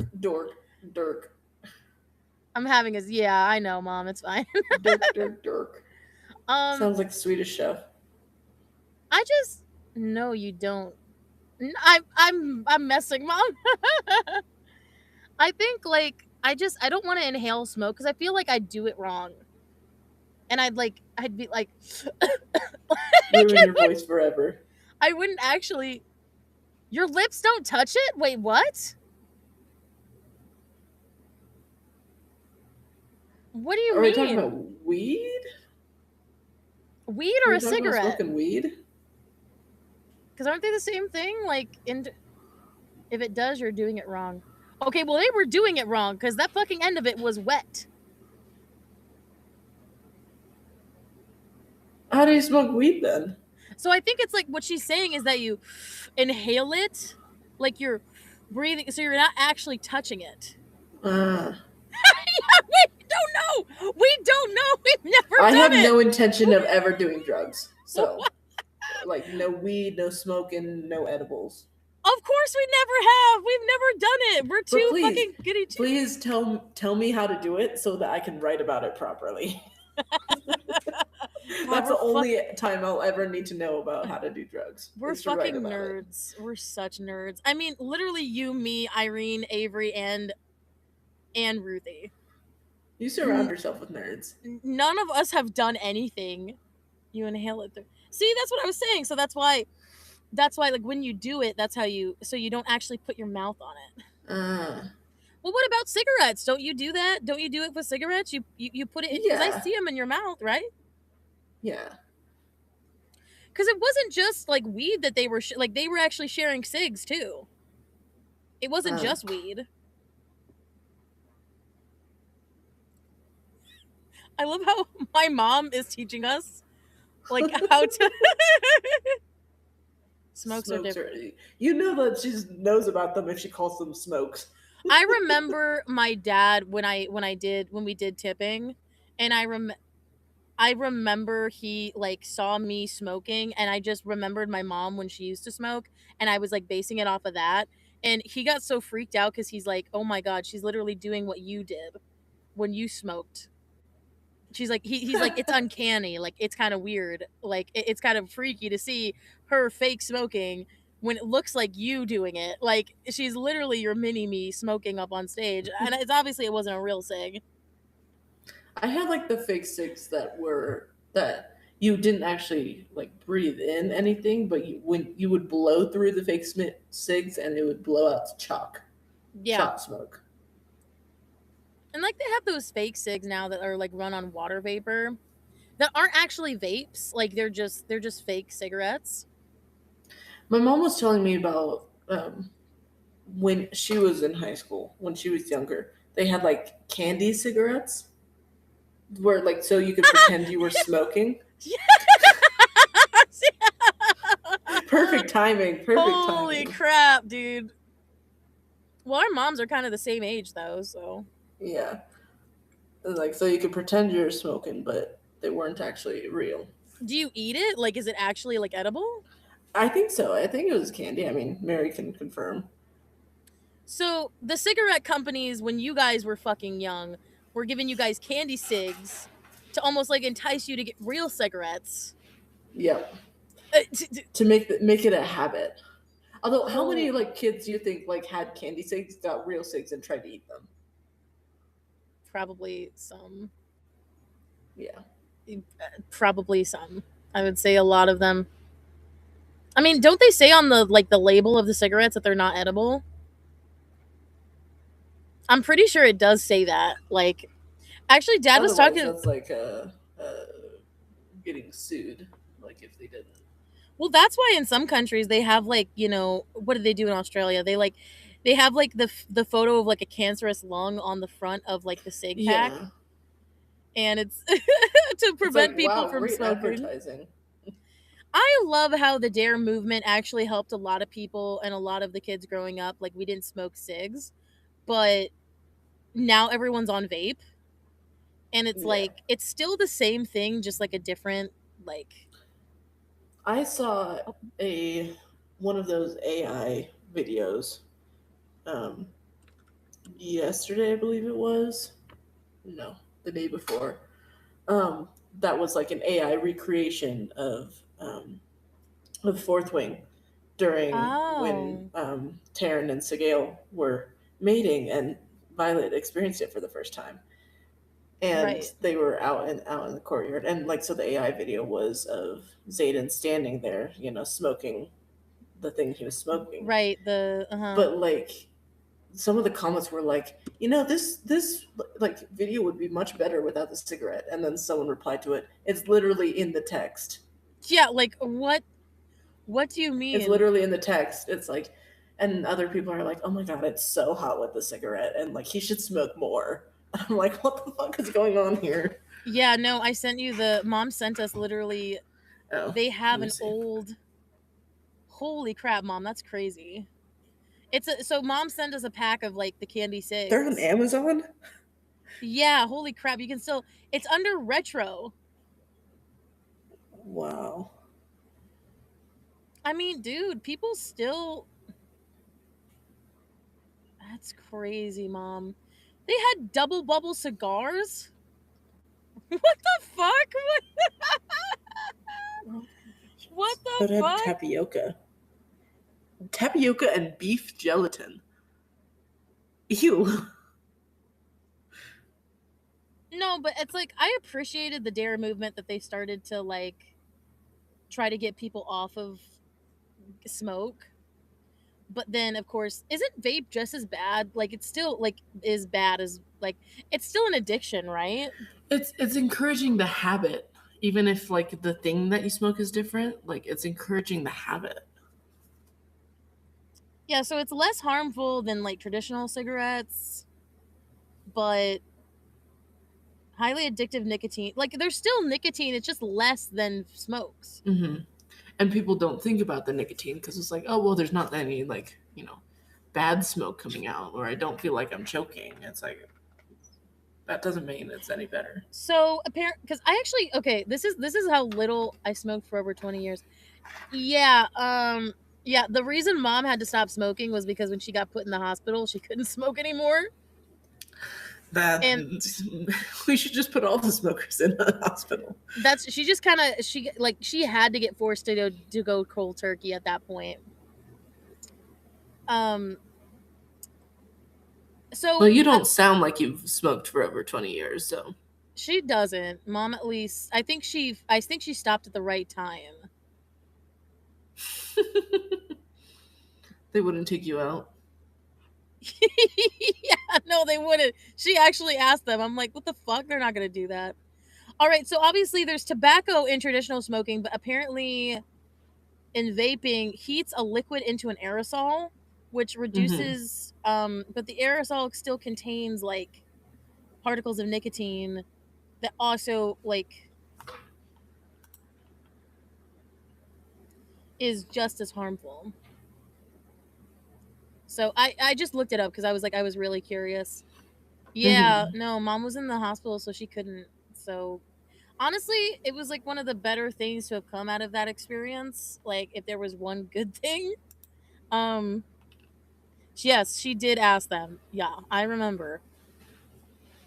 Um, but no, I think we're all like you, me, and the girls are all in the same boat. Like I just don't think, and it wasn't because I think it's all just like our own preference, but like we're adults now and obviously like we could just try it if we wanted to, but it's like I don't, and it's not because of a goody two shoes like, oh, I'll tell on my mom, or like, if my mom finds out I did it, like she'll be unhappy. I mean, she's literally saying, she's like making fun of me for not doing it. So it's like I feel like people think like it has something to do with either my religion or if it has to do with like, oh, like I think my mommy's gonna be mad. It's like no, I'm just choosing not to. Like you are choosing to smoke cigarettes. Like I don't really.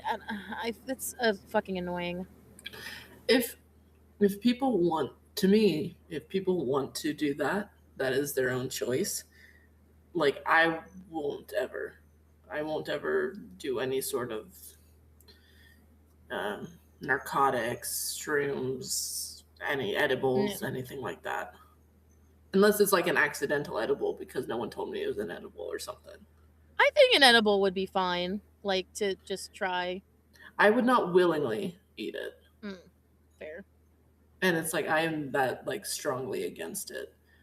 That like when like my parents have told me, I was like, well, you should like try shrooms, or like it might like help you like calm your anxiety down. And I'm like, that thing is, maybe that helps for you, but for me, I get anxious even just thinking about taking drugs. So actually, that's just gonna amplify it.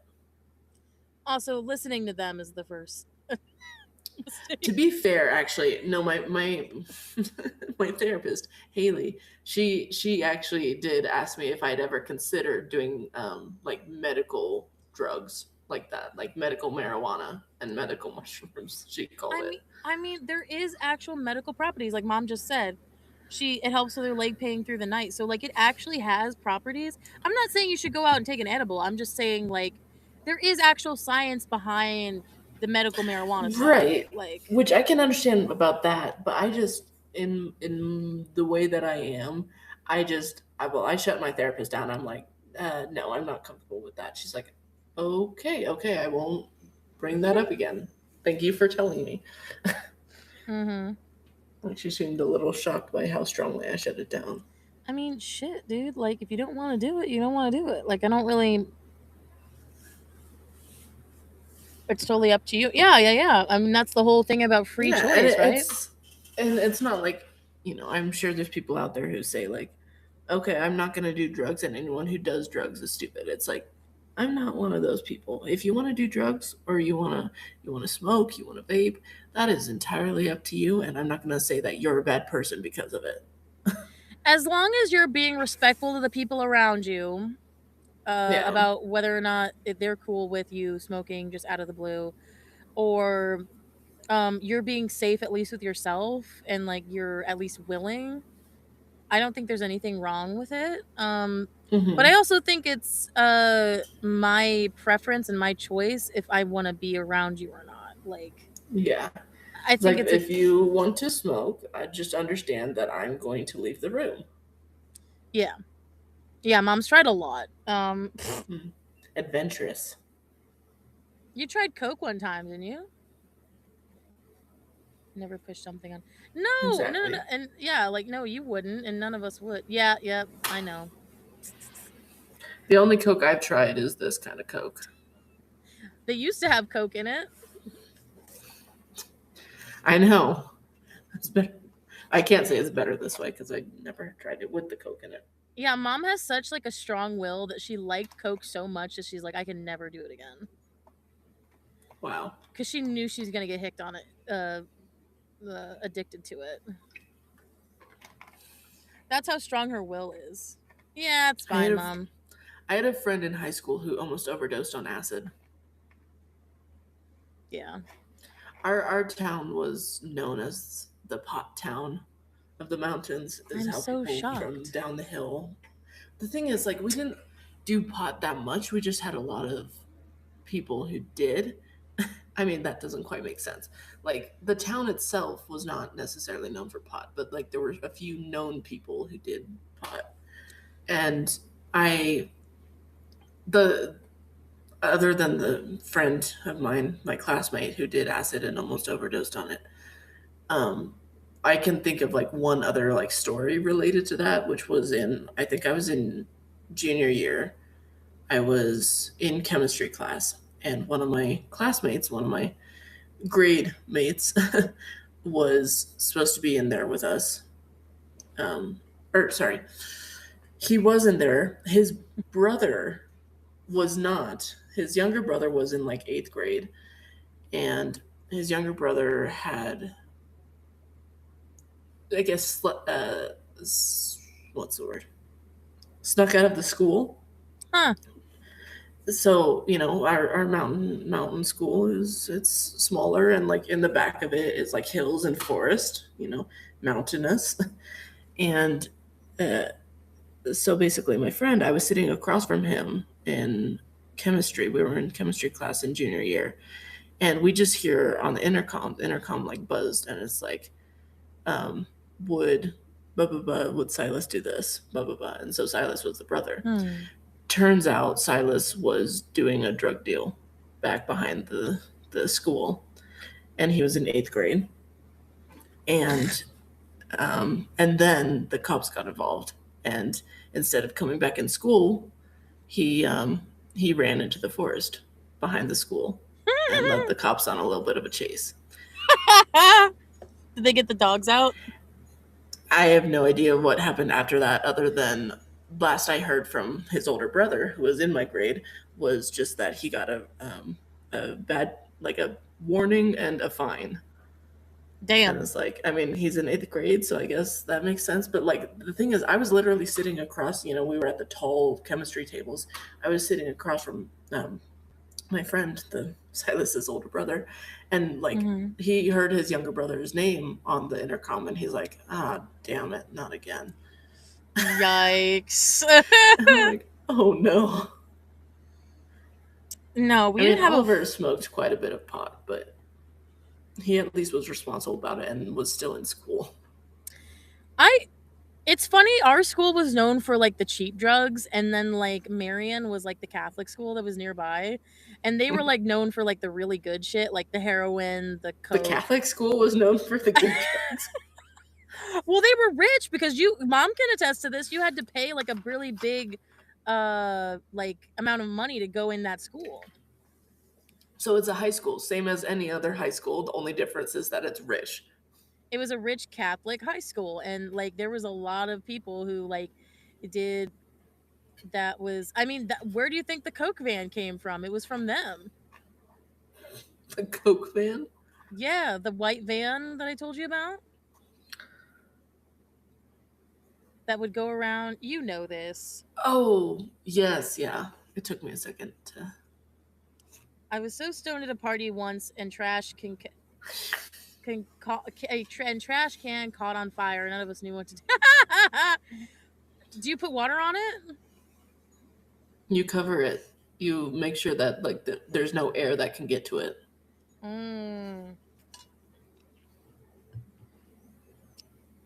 Yeah, a fire and a bunch of dumb high schoolers. That's not a good combination. It's like you saw Inside Out, right? Yes. Did you see the like little spin-off of Riley's First Date? I saw a little, like some clips, but not like the full thing, no. Basically it was like, you know, the date, Riley's date that she was going on, or sorry, the boy that she was going on the date with. He also had like the Inside Out emotions, but they were all just this exact same teenage boy look. Oh, the stoner guy.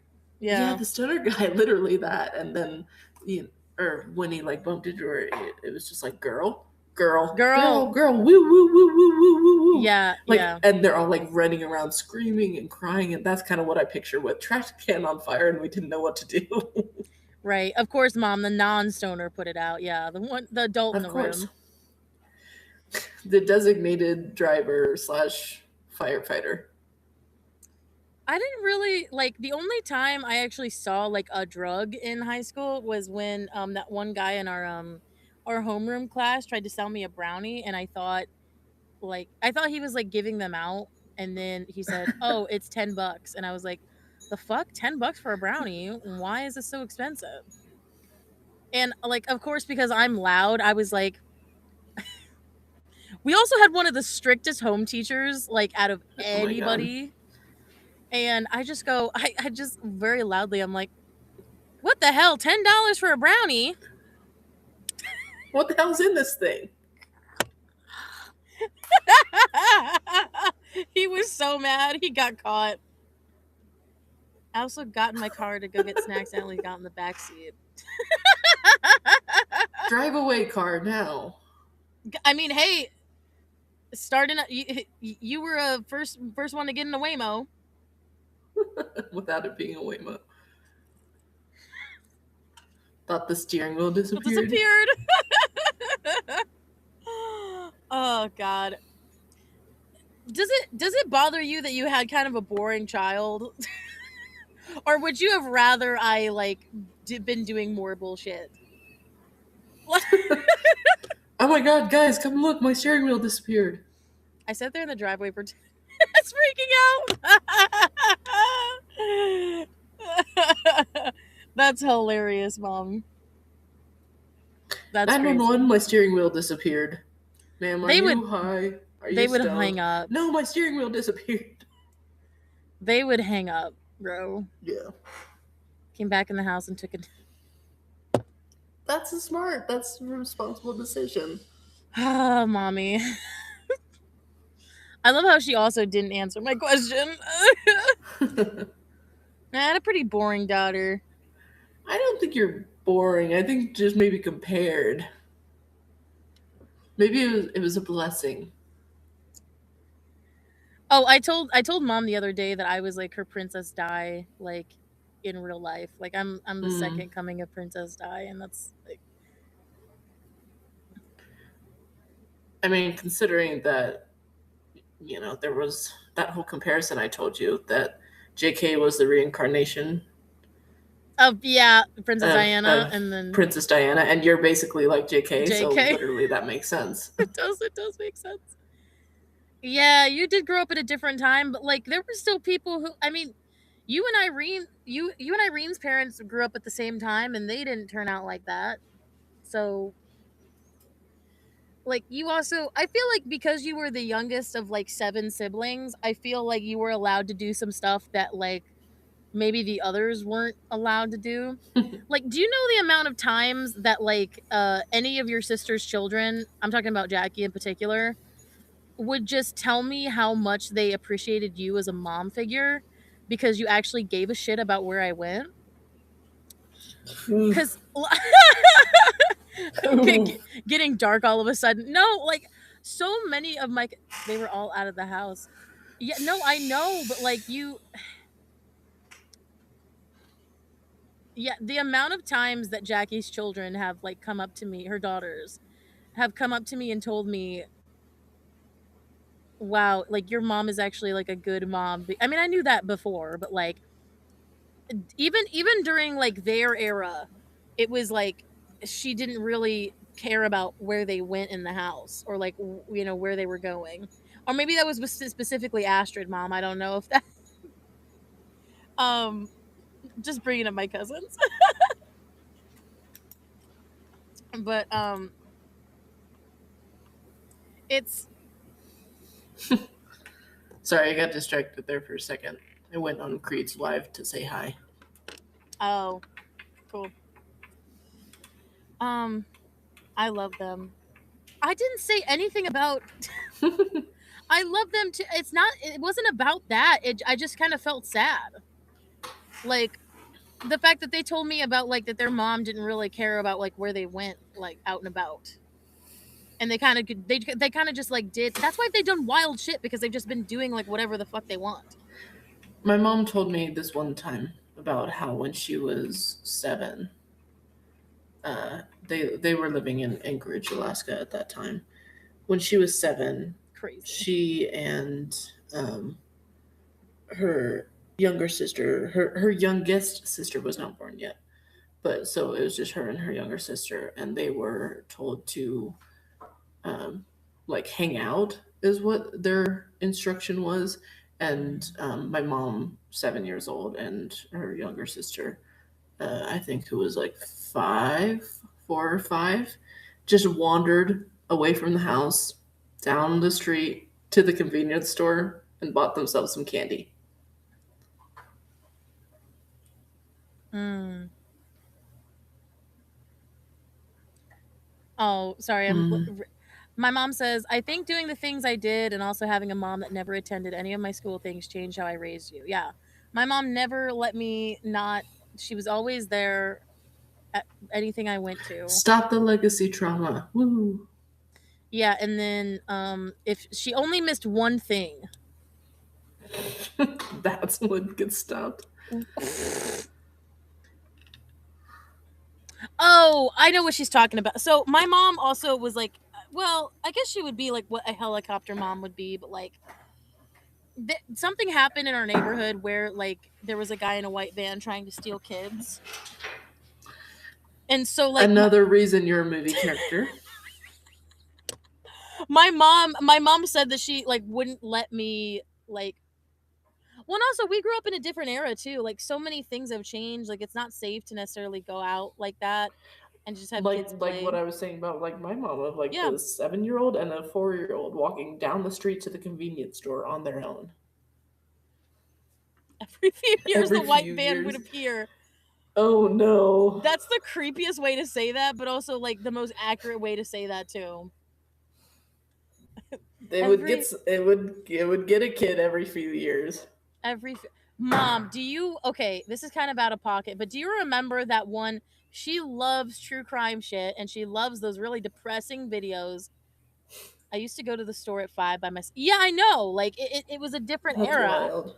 Like I'm aware, but it's like, and I think I felt freaked out to even like go through like to buy things from a cashier at a regular store all the way up until I was like in high school, so 15.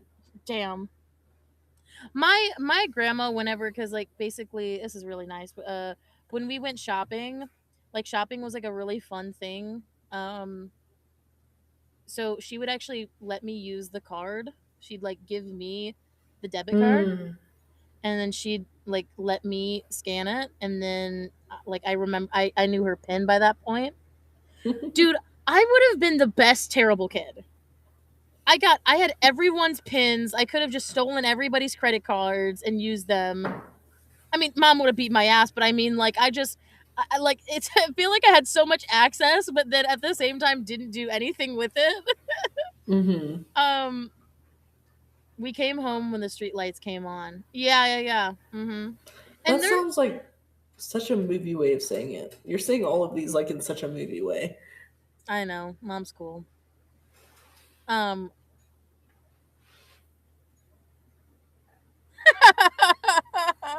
yeah, no, I think she was one of the last people that I got the pin for.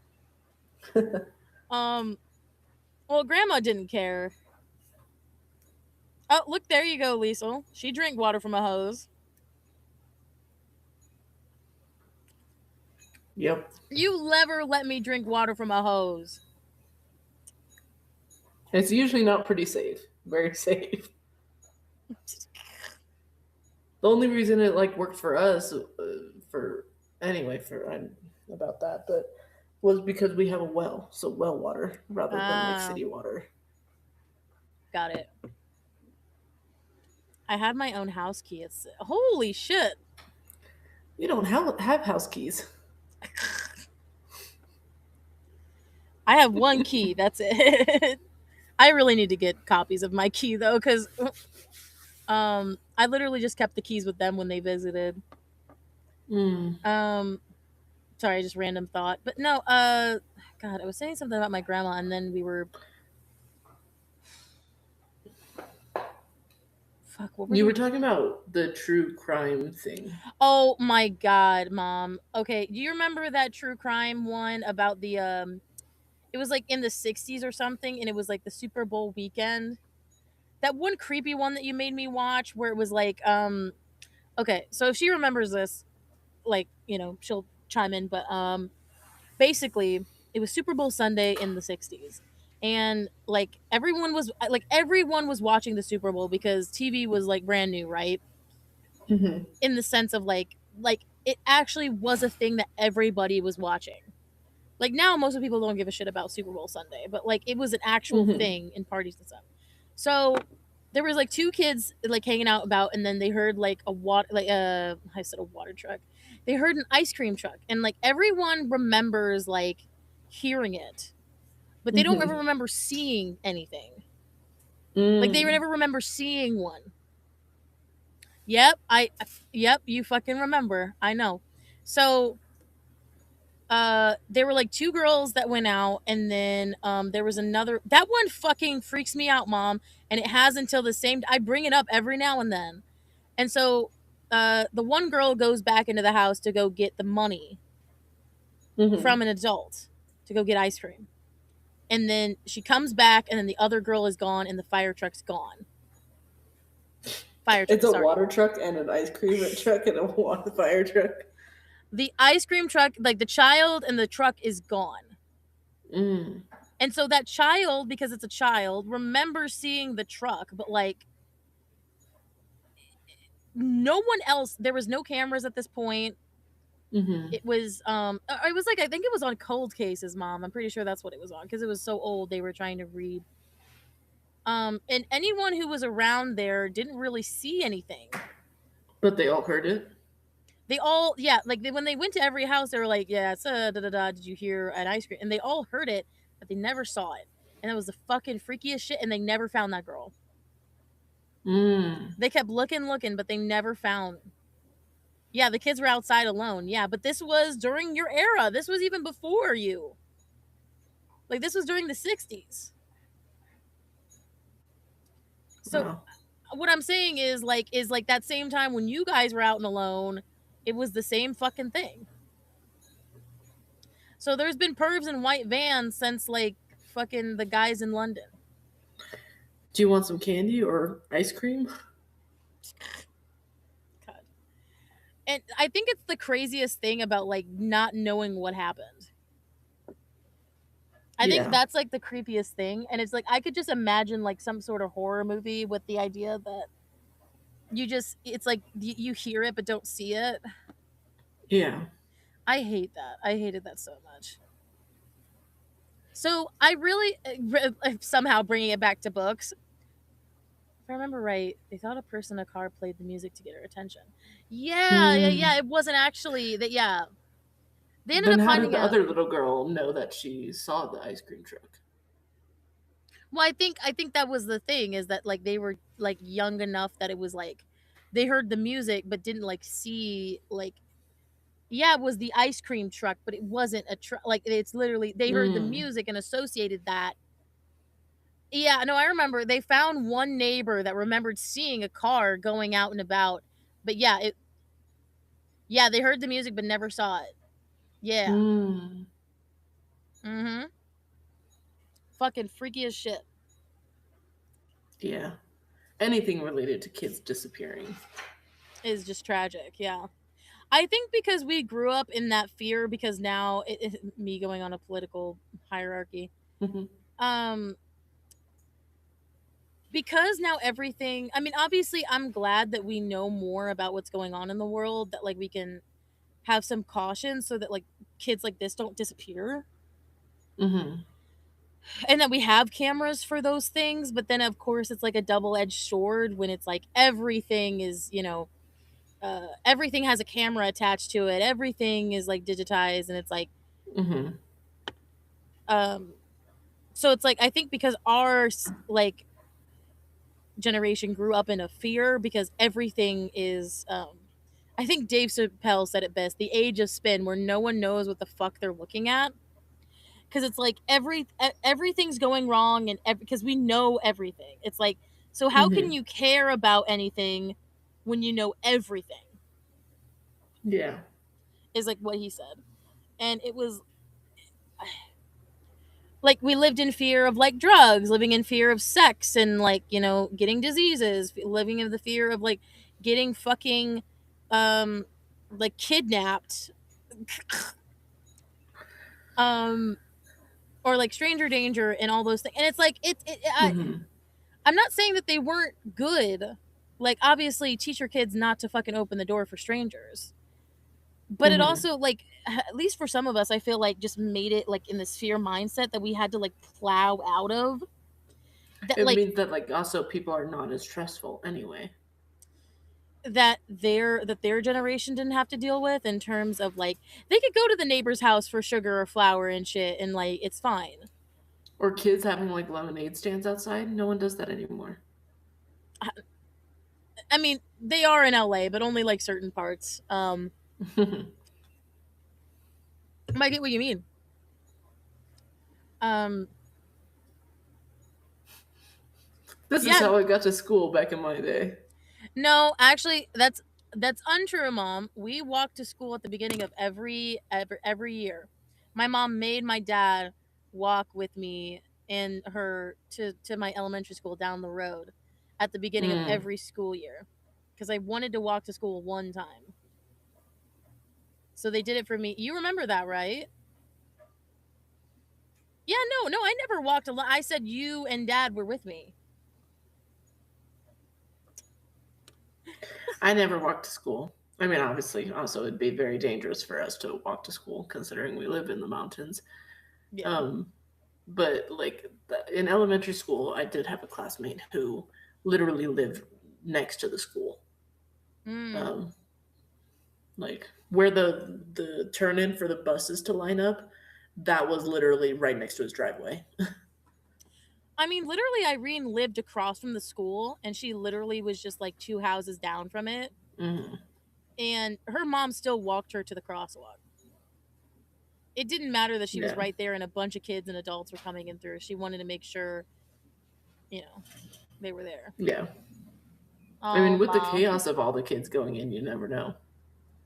Mom's just being so sweet tonight. Like, The emotions. it's true. It's true. She did. And I was She's like, being a mama bear tonight. it's okay, mom. It's okay.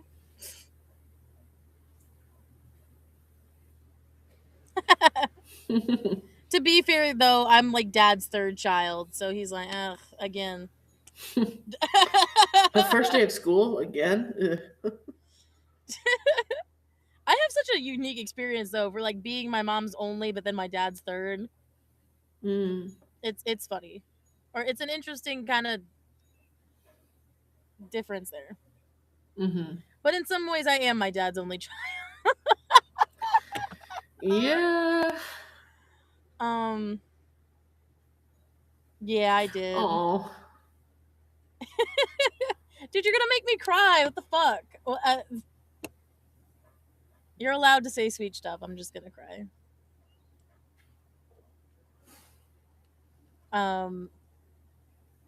But no, but I was saying like, yeah, I know, Mom. You knew I'd be okay. Faith in your daughter.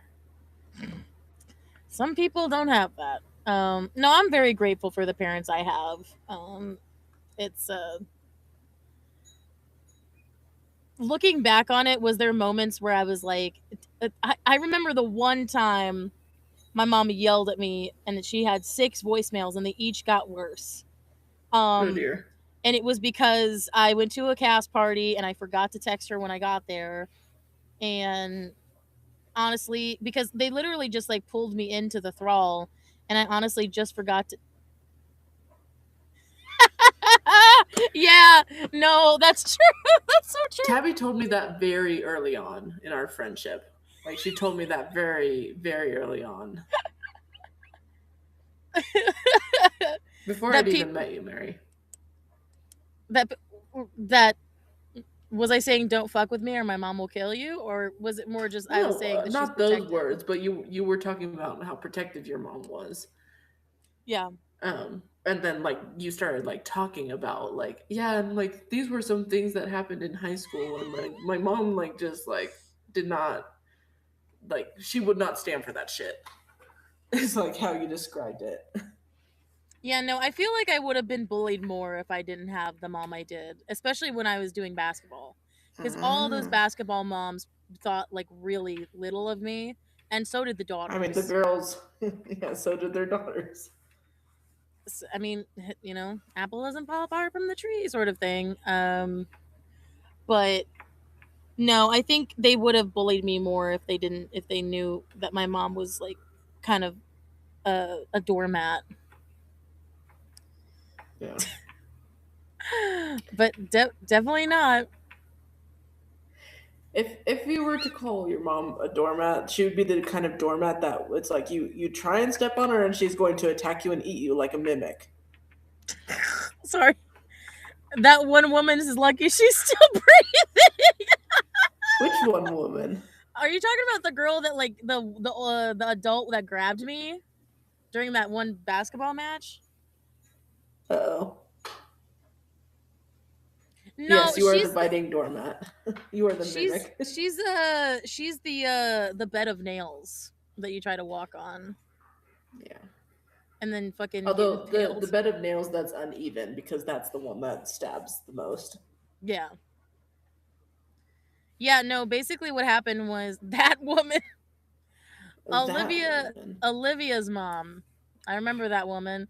She like I don't even remember what I did like for her to I don't even again, she shouldn't have grabbed me to begin with, but like I don't remember what she did, but she grabbed me by the wrist. Oh. And like was holding me, like she held me, and then I kind of was trying to get. How old were you? God, Mom, we were like middle school.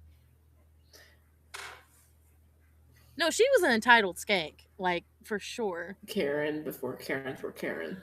Oh, we were, yeah. And then she grabbed me. Why did I still don't understand why she did that though. Like I don't get it. No, Mom was so quick to come over. She's just like, you better fucking take your hand off of her or we're going to have a problem. If you try and touch my daughter again, you will lose that hand. I think she told her like something about telling her to shove a basketball up her ass or something. If I remember. Proper threat for proper situation. Oh my God, that I was too mean. Yeah, What? yeah, Because yeah, yeah. her daughter can't handle the heat. No, it's just because I was bigger than all the other girls, so they thought because like I was bigger that I You were I being was mean. being too rough when like because I was always on defense. Yeah, no.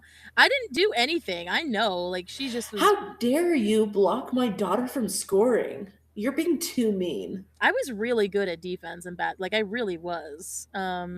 But I mean, it's kind of weird. Like, us plus size women, we're really good at defense. I was. I was just not good at running down and like from the court. Yeah.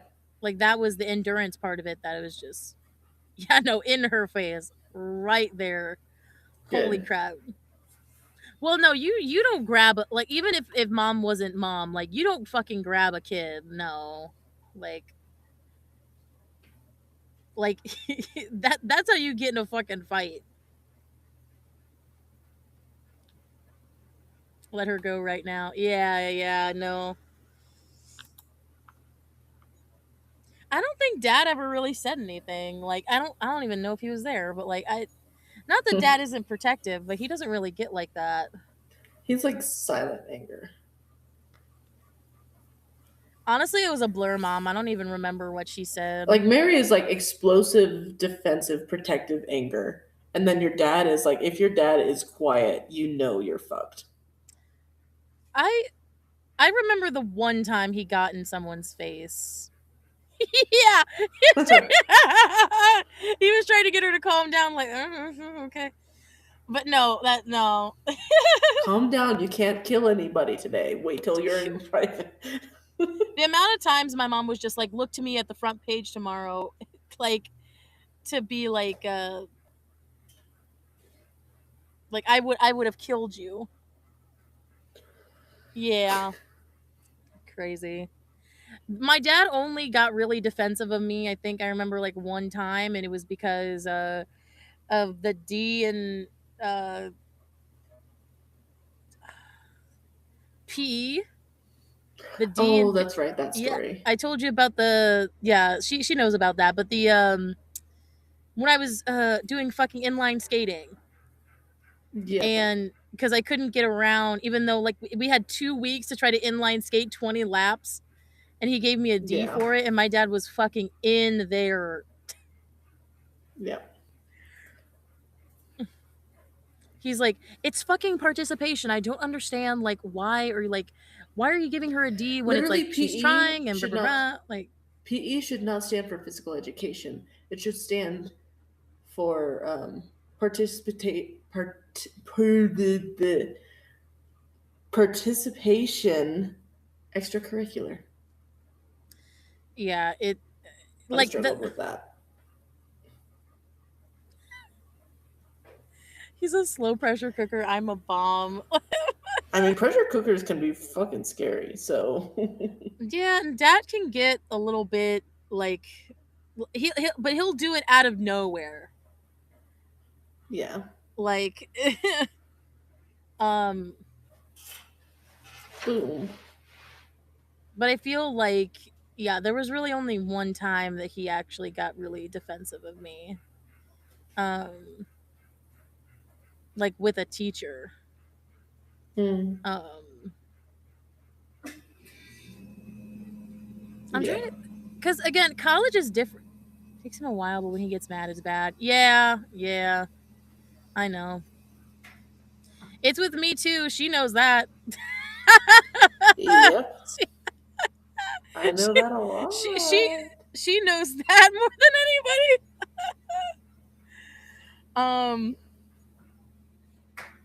Because it's like it's kind of like builds But up. you're like a mix of both. You're a mix of both of your parents in that way. Of like it builds up, and then when it explodes it's really bad, and then when it explodes really bad, that's when you're extremely explosive like your mom. Yeah, no, I'm literally a pure mix of my parents. It's kind of insane. Mm-hmm. Because some people take off from more like take more from one person than the other, but I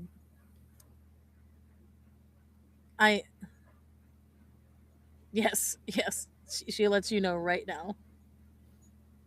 I mean, I tell Lisa all the time, and I even say it like in the pod too, where it's like, I definitely feel like so many moments growing up, it felt like,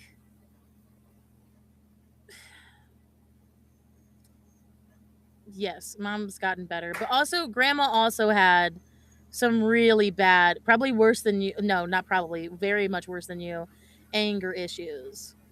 Mm. So you got that from her too. Um, but I think she was a little firecracker for sure. Um, but there were so many things my mom said to me that like until I started to actually, it What the took me a fuck? She threw a boy off a balcony? okay, hey, okay. So Sorry to interrupt. I just read that. I'm like, what? she did. She threw a boy off the balcony. He grabbed her tit. They were at the movie theater and he grabbed her and then Like on she purpose? yes, like he literally just came Ah. up the way and then just grabbed her. And then she literally just him off the balcony and he didn't end up dying, but he fell in. I would hope he didn't end up dying. Yo, she told me he put a hand on her tit. Did she lie to me? He put a hand on her knee? That's it? Wow. Mom, how is that something to throw the boy off the fucking balcony for? I get a tit grab, but like not a hand You on the get knee. that boy could have died from a tit grab. Basically, he ended up falling like on his butt in the seat underneath. Like Oh, okay. so it was like, nothing That happened. is lucky. I mean, I mean, I'm I not. get it. Like, it's not about like the consent thing. That's important, but like throwing someone off a balcony, like where they could have died. Mom, It's like, what's your excuse? It's like, oh, you killed someone. What's your excuse? Well, you they touched me. you have to understand, Mom, that that's fucking insane. I mean, Grandma's a badass, but also that's fucking insane. Why did you kill this young boy? Well, because he touched my knee. Like, that's And I not gonna didn't hold up in like it. court. Yeah, no, Grandma was really short. She was 5 feet, Wow. but she was strong as shit because she also grew up on the farm. So she was very strong. She also she picked the boy up over. Yes, That's like giving Trunchbull vibes. dude, my grandma was crazy. I like in the best way, but I was like always the favorite. She never was like that to me. She was never. I would hope. I would hope not. She was. She was like the calmest. It's like knowing who she was like back then. She had no temper with me. Never yelled at me one time. And just I was definitely the favorite.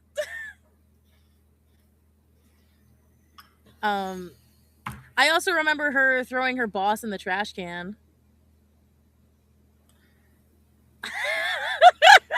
She just like throwing people. She did. She did. Basically I feel like that one I mean, again, yeah, I know, Mom. Honestly, I think she would like ask me like when I was coming back from college. Still.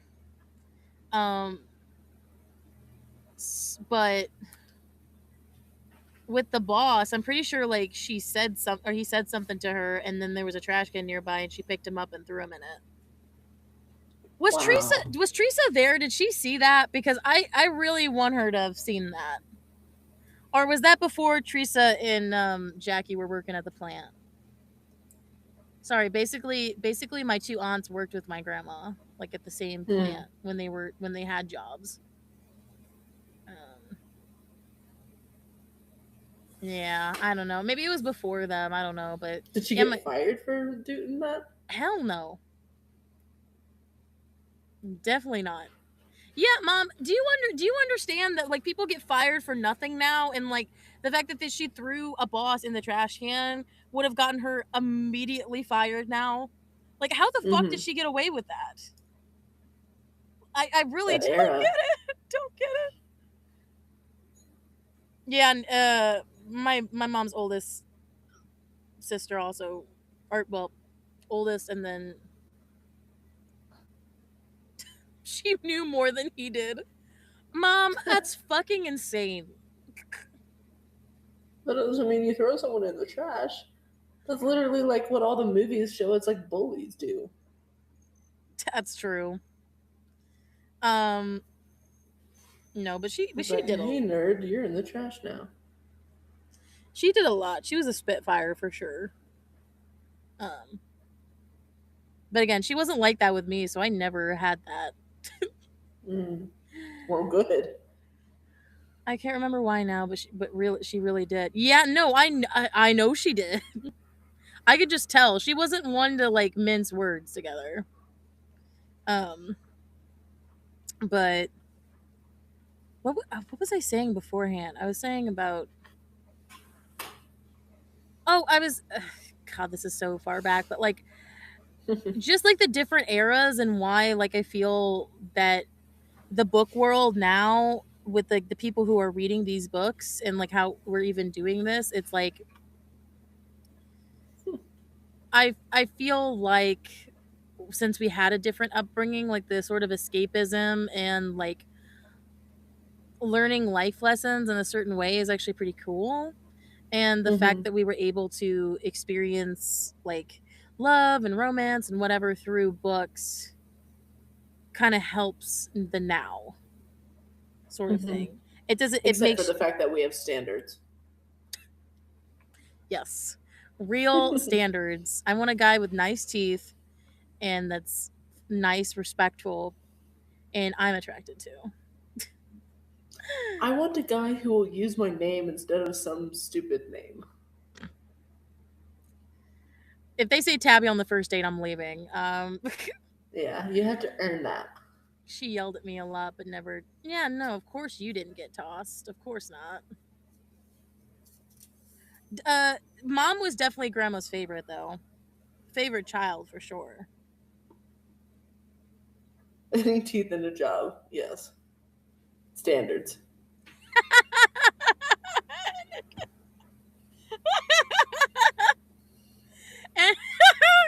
Any teeth in a job. What about a car?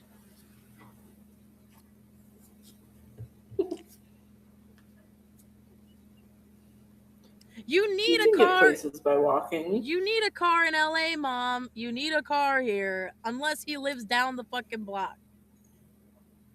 I have my own car too. Like, I'll bring the car, you bring the teeth and the job.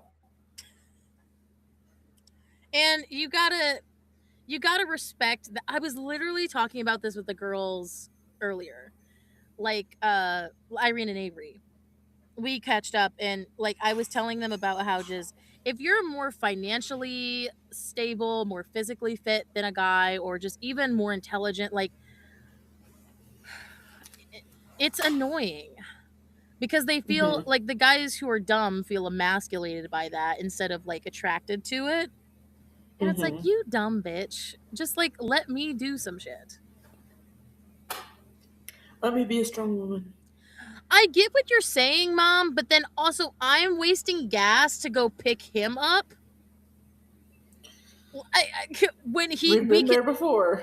When we could also like do it with each other, like we could take turns, unless he's fucking giving me gas money.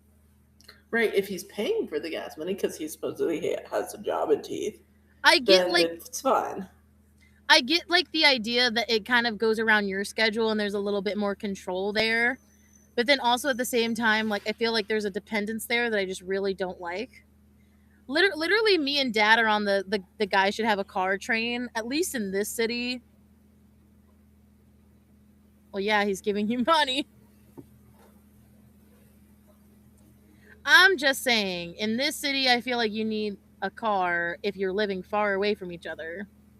Like, I wouldn't have had that, like, I guess that, like, what, winter fling if he didn't have a fucking car. Like, none of that would have happened because I definitely wasn't driving all the way, like, 50 miles from here. for the little shit that I was getting. You're gonna work and you're gonna come here because I don't want to go there. I think that's where we differ. That's where we differ about this because like I think that there should be some more back and forth with like the driving. Mm-hmm. Unless they live close. Now that's different. I don't care if he has a car if we live in the same building.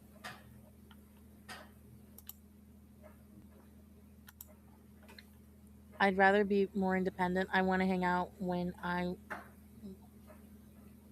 want, not you.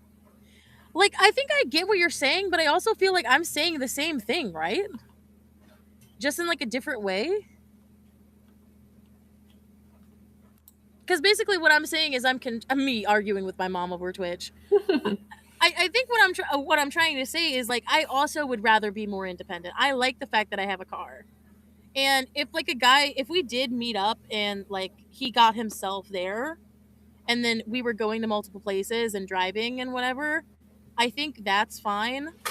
I think what more like is that long term, if he lives farther, like how is it, because I'm not going to be able to drive over there, all the time. Mm-hmm. It's just not like I would rather them like maybe like we'd meet up somewhere instead of me wasting the precious time I have Right. to go somewhere else. You know what I mean? Especially somewhere that's far during rush hour. So I know you're understanding what I'm saying. I think I'm just beating a dead horse, but I think we're saying the same thing, just like in a different way. Because I also want to be more independent with my shit. Mm-hmm. I mean, I like the fact that I don't feel like I've had to rely on a man to do shit. And it's always a good thing to have your car too, in case things go awry. Oh yeah, especially on a first date. Yeah, Definitely. you never let them drive you on the first date. That's a pretty big no-no. Mm-hmm. At least from what I've like my personal opinion.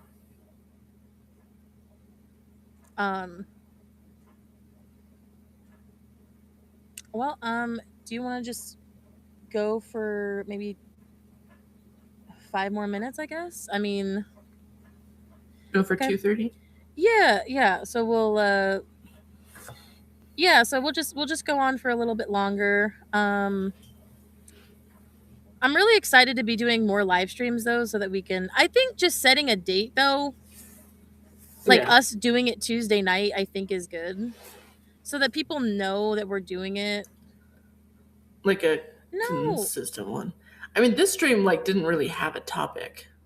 No, Mom, what are you saying? Like, you're not derailing. What was our main topic? I guess stories. We were talking about stories. Like that's what we were talking about. Like, and that's what we've been doing. Because I get to make a title for the YouTube video. And I've been doing it based on like what our main topic is. Whatever that is. But anyway, that's for logistics for later. I did see the book announcement. The new Fourth Wing Nova. So it's not actually a book, girl. It's it's Threshing Day, and it's like 13 stories from Threshing. Oh, interesting. I don't know what it's about. Like, I don't know who it's about. I'm assuming it would be like maybe Zayden, Liam, who knows? Yeah. Maybe Mira's. Like, Mom, who do you think it's about? Or at least, because there's 13 stories, right? It's like little novellas. So, like, who do you think it's about? I would love to get different perspectives on Threshing. I would love to see, because, oh, fuck. Have you gotten to that point yet? Probably not. No. I think you have, because at least halfway into. Oh, Riddick. Yeah, Riddick and Atrium are like the cutest pair. Or it's Adoram, something like that. No, but it's okay.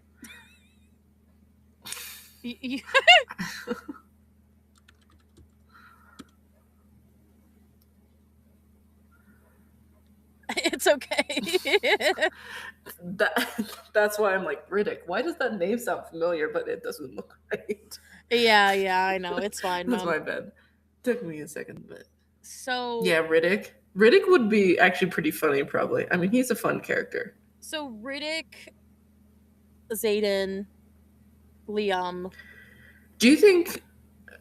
I mean, it's kind of like mentioned in a history, but I don't know the rest of the series. I don't know Onyx Storm or second half of Iron Flame, but like, would it like be plausible for it to be? Well, you wouldn't know theoretically. Like the Threshing Day for Nolan, like with Terran's first writer. I wonder, because here's the thing. I wonder if there is going to be like a little bit of. I think that might be the end one. Because I feel like Nolan's going to be more of like a player because I still think he's alive. Again, I don't know this even from the third book. I'm just saying, like, I think he's still alive, but I don't, and I think he's Venom, but Violet's mom. I mean, maybe General Sorrengail. Someone was saying like the first 6 writers or something, and I was like, why the fuck? Why do we care about them? Like, yeah, I just think that that's kind of stupid. I feel like it has to be people we know. Because why the hell wouldn't be in the Threshings? I don't think, because didn't like, at least from the lore I know, isn't the Threshings like made after the 6 writers? Yeah. So it wouldn't really be the same. So I really don't think it is. Okay, so here, let's make a list, because actually I want to see if we have like 13. So okay, so let me pull up a list real quick. So okay, so we said Liam, Zayden, Riddick, General Sorrengail, Nolan. Yeah, we said Nolan. Oh, I would love to see. Oh my god, what was fucking Professor Kaori? I would love to see his threshing. He'd probably be like fanboying. He's like, I've studied dragons all my life, and so 1, 2, 3, 4, 5, 6. Rhiannon. Brennan? I mean, I feel like we would get. Oh, okay. Brennan and Mira, maybe. Mira, Brennan, Rhiannon. I feel like we get all the main 4, right? Like that makes sense. Yeah. And then Sawyer. Yeah. Jinx. 1, 2, 3, 4, 5. If we nail this, Garrick. I'm actually gonna be very happy. 1, 2, yeah, Garrick. 1, 2, 3, 4, 5, 6, 7, 8, 9, 10. We have 10 already, so we have 3 more. So you said Garrick. God. Imogen, Bodhi. I think we only have 1 more. That's 13, I think. Oh, sorry. That is 13, yeah. Because, like, is there anyone, like, that might seem more, quote-unquote, important than someone on that list already? I don't know if, like, Zayden's and Garrick's would kind of be intertwined. So what I'm saying about something that you should know is that Zayden said at the beginning, he's like, even King Tauri's second son dying during his threshing. Could be. And, like, Dane's... You want to see Dane's dad? Or what about Dane? Yeah. Do you want to see Dane's threshing? Here's the thing, girl. Everyone was hating on Dane at the end of that book, but, like, he did not do, like, he wasn't, like, a terrible person, and he didn't end up being, like, a terrible person going forward. So everyone hates on Dane, but, like, I don't really understand why. Like, he's just he gives me Jamie vibes. He's just stupid. Like, he doesn't quite understand the social interactions. Maybe, and that reading someone's memories is not okay without their consent. Maybe Salone? The sister? Yeah, maybe. Liam's sister. I think we can just make this list, and then if there are 13 of the people on our list are on there, we win. I don't like... Oh, what about General Melgren? Yeah, the other black. You said that. That sounds bad. The other black dragon. Dane's dad. I'm gonna put. I don't even remember what his fucking name was. It was just Colonel Ados, I thought. Okay. We didn't get his first name. I'm writing all these down. Okay. It might have been, but Dick. Colonel Dick Ados. Oh God, yeah, that guy. Ooh, Jack Barlow. Yeah. But we technically know his threshing story, but we don't know what happened afterward. You know what? I'm curious about. I hate this, but about Varish and like his dragon, because of Terran's threat of like, I will take out your other eye. Ah. Like if that happened, maybe in the threshing. Probably not, but like, okay, I think Varish is older, but I was thinking, I was like, were Nolan and Varish in the same threshing? But I don't think. I think he was older. I don't really think that would have made any sense. Yeah, maybe. But Dick Dane. Dick Dane. Mom, it's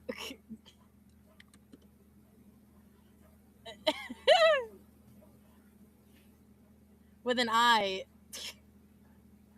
Dane. I know someone named Dane spelled that way. Really? Like Dane? Well, no, Dain. Yeah, we put Mira on the list. No, I grew up with the Dane. Really? Was he hot? No, he's still in high school. Oh, fuck. Rewind that. I didn't say that. No, he was the youngest of the three families. The youngest kid of the three families. Jailbait. I think he's a senior in high school right now, though. Is that right? Yeah. Yeah. Violet's parents are definitely a big question. Mm-hmm. Dude, her dad did not die of natural causes. Me and my mom literally were like, dude, he did not die. Anytime they say died of a heart attack or like a heart palpitation or whatever, means poison. What if her dad was secretly a writer? And what if he, I mean, I'm just saying, what if he bonded in, fuck, I can't, sorry. What if he was a scribe and then he did bond a dragon too, even while he was a scribe? I was literally about to spoil. I'm so glad I didn't.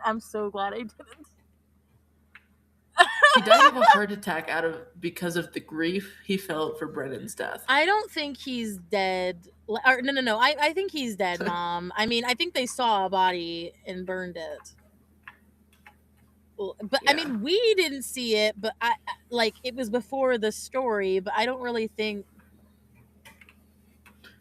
I wonder if he knew that Brennan was alive. Oh, I feel like he did. He was a smart scribe. The fact that he was like pushing on Violet, like the scribes are the important, like the histories are important. He tries to make Violet a scribe so that Violet can be the scribe for Brennan, because they didn't have an inside man. They didn't have a scribe on the inside at the college. In a weird, I mean, so Mom, she's halfway through Iron Flame. So anything up until the end of part 1. Yeah, so when they leave for Arisha, you can talk about, but obviously there's some stuff we can't. But I think what cemented it in for me was the fact that her mom kind of did her. Okay, I'm just saying, she kind of saved her life, because I feel like if she was in the scribe quadrant, she would have died. Oh yeah, because she wouldn't have been okay with what they were doing. Figuring out that way that they were like lying this whole time and that like everything she wouldn't have been able to fight, though, because she didn't learn how to fight if she were a scribe. And she wouldn't have been protected by the dragons. I mean, I'm just saying, I'm not the biggest fan of her mom, but I'm just saying, like, in a weird way, her getting into this writer's quadrant like actually helped her more than hindered her. Mm-hmm. Yeah, her dad knew too much. I mean, the fact that he even like did research on the Feathertails were like very her mom is awful. And has hidden research on the Feathertails. Like, that's wild. Uh-huh. It makes me think. It does definitely make me question. I mean, I'm excited to talk about Iron Flame because I definitely have some critiques in terms of like I just liked the first book better. But because there's actually a lot of criticism around the second and third books of this series, like people are like, and again, this is critique, so it's not always true, but like, or it's based off opinion, right? I don't think the first part of Iron Flame was bad, but it got up to a point where me and Mom kind of trudged through the end. She knows this. We trudged through it a little bit. Because I think up until that point it was fine, but then even when we were trying to do stuff, it was like because me and Mom, Storm? no, in Iron Flame. Oh, even in Onyx Storm we did that, but honestly, that was our whole way through Onyx Storm. We were trudging through. Because Mom is definitely me, and we're both like that. Where it's like if we get on a roll, you're like this too. If you get on a roll and you're reading it, it's like okay. I'm actually vibing with it. We're doing good. Blah blah blah. But at some point, it just kind of lost steam. Yeah, if you take too long of a pause, it's hard to get back on the train. Yeah, and then we trudged through the end of that, didn't we, Mom? We didn't. Oh, actually, we're to tell you a secret. We haven't actually finished Onyx Storm. Seriously? That's how much we did. No. We didn't fucking finish it. Oh no. Honestly, there's a really big reason for that, and it's also because of like our schedules just getting fucking like so busier. Like doing book stuff and then being a voice actor, it's so hard to get like my mom on the phone to try to do any book talk stuff, which I feel very sad about. But I mean, which is why I like to. Yeah, no, yeah, she always hated me for that. I found it difficult at times because, like you said, I would sometimes get on a roll, and then I didn't want to stop. The reason I did that was because I wanted to know your thoughts before going into the next stuff. It wasn't because which makes sense. Because if you read the whole thing and then just give, like, I kind of wanted to see how you were reading through it to kind of get you to see, like, what your thoughts were mid reading. Yeah, which is valid. Yes, mom is a really fast reader. Got it. That's why she always reads the book before, like, the day before, like, when we record. Yeah. I can read for long periods of time. I probably need, like, 2 days before. You definitely shouldn't do that.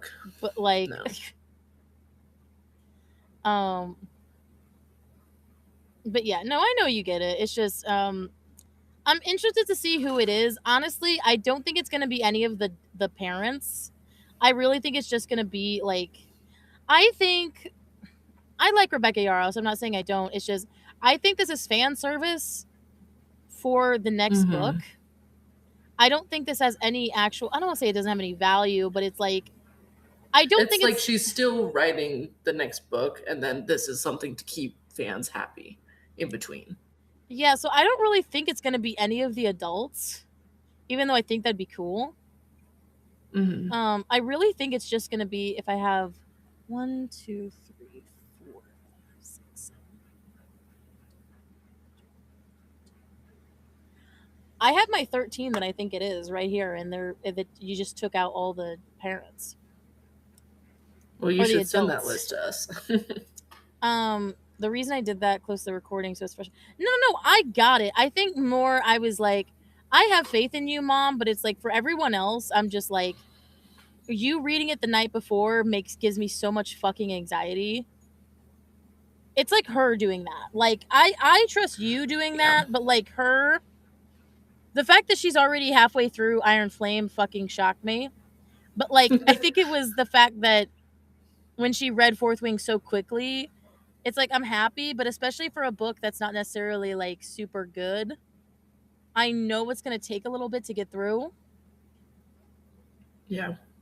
No, I know, Mom. I'd like to see I'm just telling you what I'm thinking.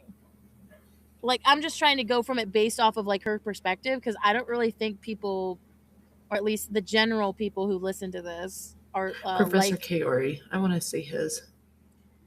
and I really don't think he's gonna. Damn. I'm just saying. I really don't think he's gonna be in it. None of the professors. I think Liam, Zayden, Riddick, Nolan, Rhiannon, Mira, Brennan, Sawyer, Garrick, Imogen, Bodhi, Dane, Salone. I think those are the ones we're gonna see. Mm, That's my list. that does sound like a solid list. More so than, even though I want to see all these people, like I definitely want to see like Professor Kaori's and General Sorengale's. Mm-hmm. I could give a fuck about Varish's, even though it'd be interesting. I think something that's interesting about, like, so she's at this point, but like I think something that's interesting about the whole, like, and we're going to talk about this in our live stream, but getting just a little sneak peek, is the theme that like some of the dragon riders think that they're above the dragons, but the dragons are kind of placating to that. Like Varys trying to demand everything of his dragon. Like literally we learned the whole first book that you, like, dragons are absolute, you can't, like, you don't question them, versus and then this fucking guy is just sitting there being like, well, you're gonna be my bitch, and I'm like, dude, he could kill you. I don't understand. Like, again, the sneak peek here, because we'll go into it in the actual live stream, but it was so satisfying when Taryn bit Solus. Yes. And was like holding there like just, and actually like breaking that kind of like unspoken rule of dragons don't talk to anyone except their riders. Mm-hmm. I mean, technically he was talking to Solus, and Solus was telling Varys. I mean, again, the first part of Iron Flame I actually really did enjoy. So it's not that. I think when it got to a certain point, that's where I lost the steam. Yeah, I mean, it also seems like the dragon's bipolar. Like, I literally think the dragon's bipolar as fuck. Also, I'm on the bandwagon that none of the oranges can be trusted. Yeah, so far. And the fact that, because Amber had an orange dragon, none of our main people have any orange dragons. Varys had an orange dragon, but guess who also has an orange dragon? Brennan. So I have feelings about Brennan, even though like there's nothing in the text to suggest that he's going to turn. I just am saying, like, it's like 2 + 2 is equal 4 here. Didn't Jack also have an orange dragon? Yes. See? And everyone was gaslighting the fuck out of me for that. They were like, there's people who have orange dragons that are like not bad people. And I was like, fucking tell me one. I think maybe Imogen has one. Who,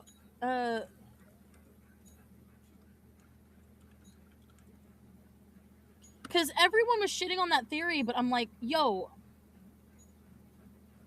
Yep, nope. Amber, Jack, Brennan, Varys. Who else?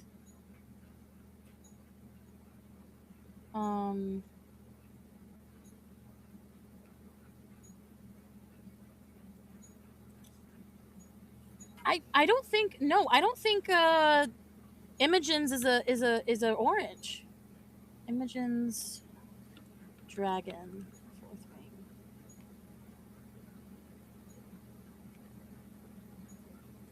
Oh shit, she does have an orange dragon. I thought so. Ooh.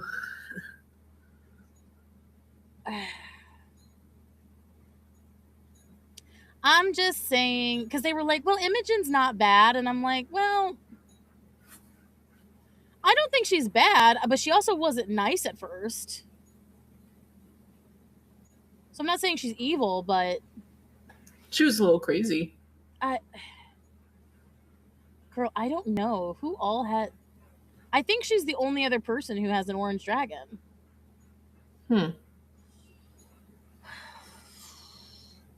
But that doesn't bode well for the oranges, dude. No. The fact that literally most of them have been with an evil person. I think something said that they were like they were unpredictable or something. So maybe there's like half of them that are good, half of them that are bad, but it seems like They're attracted to crazy. So it's not the yeah. dragons, it's well, I mean it is the dragons, but I mean, maybe Imogen could be turning too. I just don't think it's a coincidence that all the dragons are maybe the dragons or orange dragons are attracted to crazy. I mean, I think that too, but it's just why are all of like we haven't seen an evil person with like another colored dragon. Like an evil person in the sense of like doing something like I mean, I guess like Atos' dad, but I don't even think they say what his dragon like was what I don't know.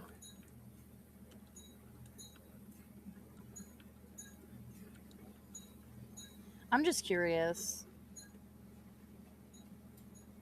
Yeah, no, he's got a red dragon like his son. So I mean, we literally haven't seen another villain type with like a different colored dragon. Yeah. So I'm just saying, not a coincidence. I'm excited for it. I mean, I need to finish the fucking last book. Yeah, no, yeah. You have to read it we have to actually fucking finish it. Yeah.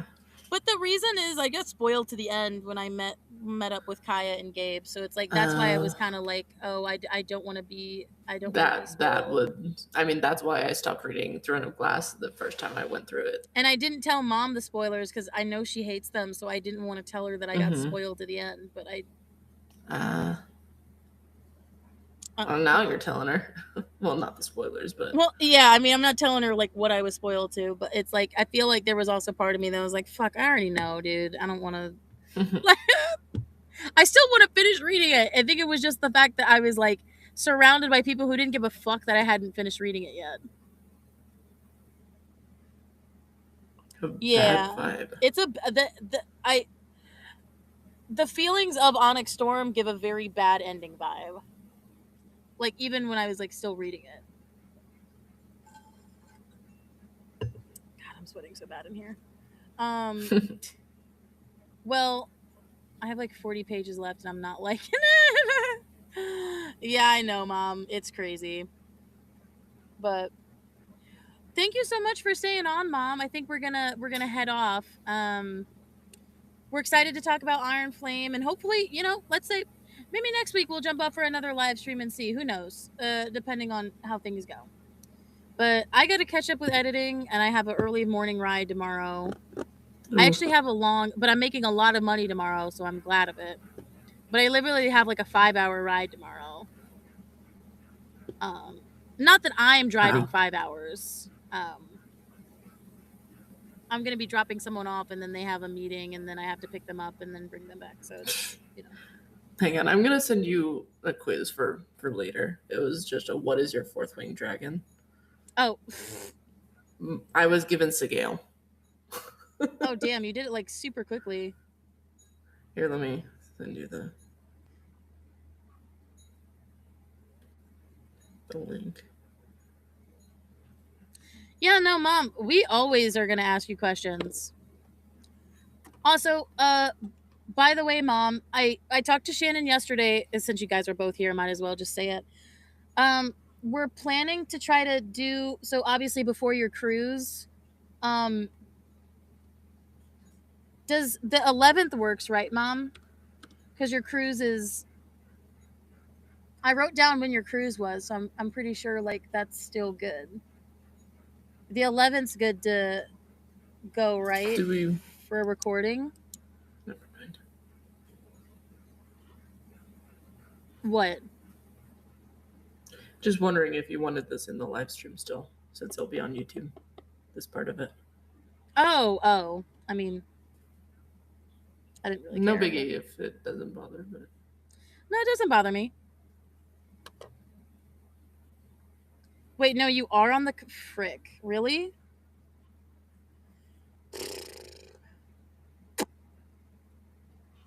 We'll figure it out off stream then. I really thought that was fine. So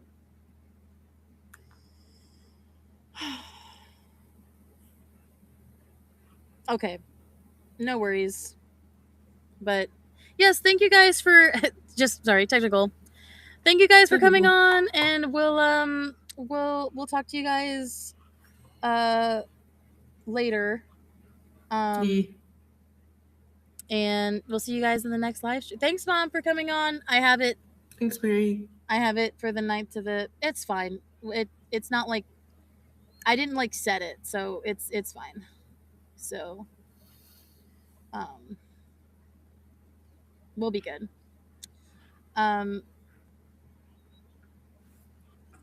So we'll see you guys all on the next live stream, and please look forward to our coming videos. And yeah, we love you, Mom.